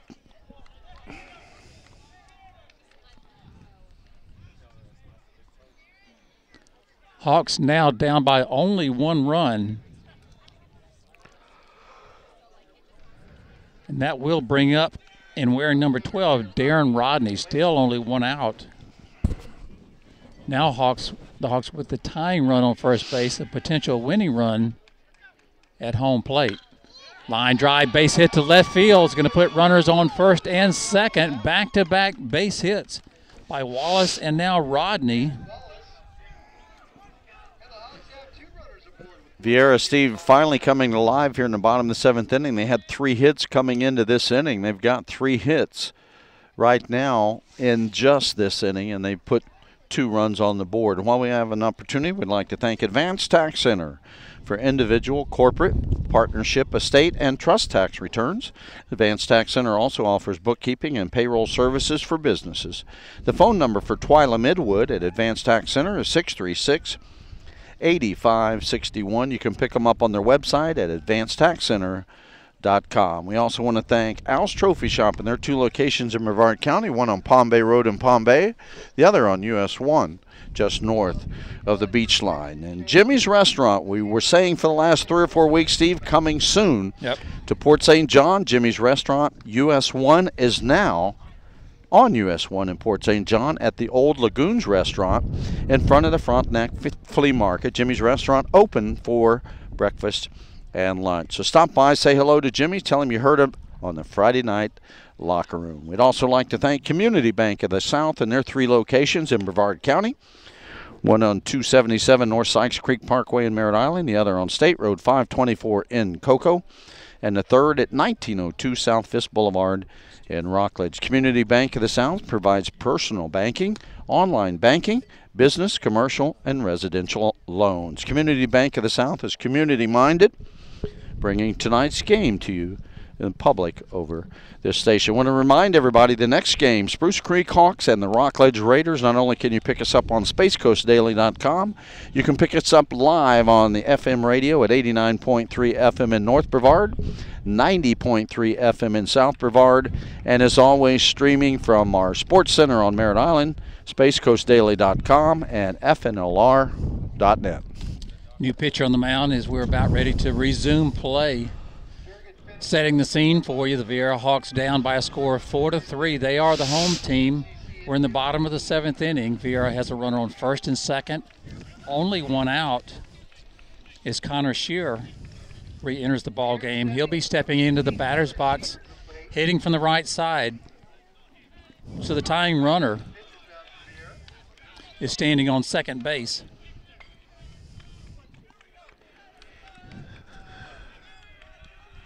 That is Bryson Wallace on second base. First pitch to Shearer is going to be to right field. Will it drop in? Right fielder giving chase. Uh-oh. He makes the play, the right fielder, so it's a 9 put out, attempting to advance to third base. In doing so is Bryson Wallace. So now the Hawks will have runners on the corners with 2 outs. And that fly ball brought to you by DeCandio and Associates, Allstate Insurance. Jennifer DeCandio, Agency Principal. 2 locations to serve you, one in Port St. John on Fay Boulevard, the other in Mims on US 1. Give Jennifer DeCandio a call at 631-3777. Steve, 2 outs, bottom of the 7th, 1 run down. Hawks down to their last out. Connor Leary steps into the batter's box, hitting from the left side. The tying runner 90 feet away, standing at third base in the person of Bryson Wallace. Pitch is outside, 1 ball and no strikes. The Hawks don't need 2 runs, but they need 1 run to keep this game going. Darren Rodney still on first base, unable to advance on the fly ball to right field. Quick timeout called by third baseman and first base, and pitcher rather. That's Christian Smallwood, the third baseman. Leary steps back into the batter's box, swinging from the left side. Here's the pitch, low. Defensive stops by the catcher are critical at this juncture. The Hawks down by 1. The tying runner standing on third base, a wild pitch or a pass ball can tie this game up. 2 balls and no strikes to Leary. Nice pitch in the zone, 2-1. That would have been a tough one to hit low in the strike zone. If you swing at that one, it's going into the ground. Nice pitch. Steve, a great crowd here now on the campus of Rockledge High School. The Rockledge Raiders and their faithful have showed up, and so have Spruce Creek and their fans. That pitch outside, nice stop by the MCC catcher. 3 balls and 1 strike on Connor Leary. Leary struck out swinging his last time up. He's 0 for 1 tonight. Here's the pitch. Nice pitch. Has run the count full, 3-2. Here's where it gets exciting, Steve. 2 outs, 3 balls, 2 strikes, 1 run down, bottom of the 7th inning. Now the Hawks are down to their final strike. Connor Leary waits patiently in the batter's box on the left side. Here's the pitch. Punches it foul over the fence down the third base side. Just stuck his bat out to get a piece of it. Count remains full, 3 balls and 2 strikes. Darren Rodney, the runner at first baseman, will be off with the pitch. Leary gets set. Here's the pitch. Outside, Leary draws a walk. All of a sudden, we have bases full of Viera Hawks. Down by 1, 4-3 to the MCC Hustlers. Sometime that last out is so difficult to get. As Andrew Brandt now steps into the batter's box. Brandt hitting from the right side. First pitch to Brandt is inside. He was hit by a pitch earlier. That pitch was inside. He didn't move a muscle. He's fine if he gets hit because he knows all of a sudden this game's tied up. Andrew Brate. 1 ball and no strikes. Pitch to Brate. A well-hit ball between the left fielder and the center fielder. Is it going to drop? No, it is not. The MCC Hustlers left fielder makes the catch, and the Hustlers defeat the Viera Hawks by a score of 4-3. A well-hit ball by Andrew Brate. Looked like it had a chance to drop between the center fielder and the left fielder. Credit the left fielder they've made changes. It was Adler and then Coscarella, but regardless, the ball falls into the glove of the left fielder for the MCC Hustlers. So game 1 has come to a conclusion. So the MCC Hustlers with a win over the Viera Hawks 4-3. We'll give you the line score for Viera first. 3 runs on 6 hits, 1 error committed by MCC. And the key here, 10 runners left on base for the Viera Hawks. They end up with a score of 3 runs. For the victorious MCC Hustlers, 4 runs on 9 hits, 3 errors. Another key here, 13 runners left on base. So between the 2 teams, they left 23 runners stranded. That's a lot of runs out there left on. So the MCC Hustlers with a 4-3 win tonight over the Viera Hawks. So MCC, who lost to Rockledge the other night, comes back, beats the Viera Hawks. And the Viera Hawks, who beat Spruce Creek earlier in the week, they lose to the MCC Hustlers. So for the Rockledge Raiders Spring Classic, MCC comes away with 1 win, 1 loss, and the Viera Hawks do the same with 1 win and 1 loss. We're going to take a break. We'll come back in about, 15 minutes, Steve? Yeah, what we're going to do now is we're going to shut things down. We have some equipment we have to deal with. We're going to switch from streaming only to radio, but Game 2 can still be heard on spacecoastdaily.com, but it'll also be heard on 89.3 FM and 90.3 FM. We're going to shut it down for about 15 minutes. So for Space Coast Daily at Sports Center on Merritt Island, Anthony Knockreiner and Steve Wilson, I'm Orville Susong, thanking you for listening to the Friday Night Locker Room Game of the Week. It was the Viera Hawks and the MCC Hustlers.